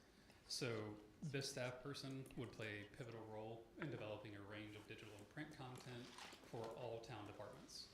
Right now, as communications manager and senior communications specialist, we are doing it all ourselves, from website management to press releases to web stories, to media contacts and writing our policies, as well as photography, videography, graphic design, and all those creative components that really draw eyes into our content. We will have a lot of those creative components coming up as we launch our brand, and this person could be instrumental in helping with our brand implementation and management. The idea for this position came as we were finishing our brand, and I spoke with other departments around the state, colleagues of mine, about, they have built their own departments. And I asked them if you could go back to the beginning and you could do it all again. What are the two positions you would hire to build yourself a really well-rounded full-service department?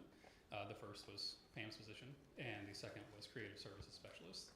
It really does take, and I'll pick on myself here, for those creative pieces that we put out, it does take some time because we are not experts in anything. We are Swiss Army knives in everything. We do a little bit of all of it. This would really elevate us, because when I know when I go out and get super out of breath with my asthma, running around with Tracy, doing our Parks and Rec rundown videos. They're good videos though.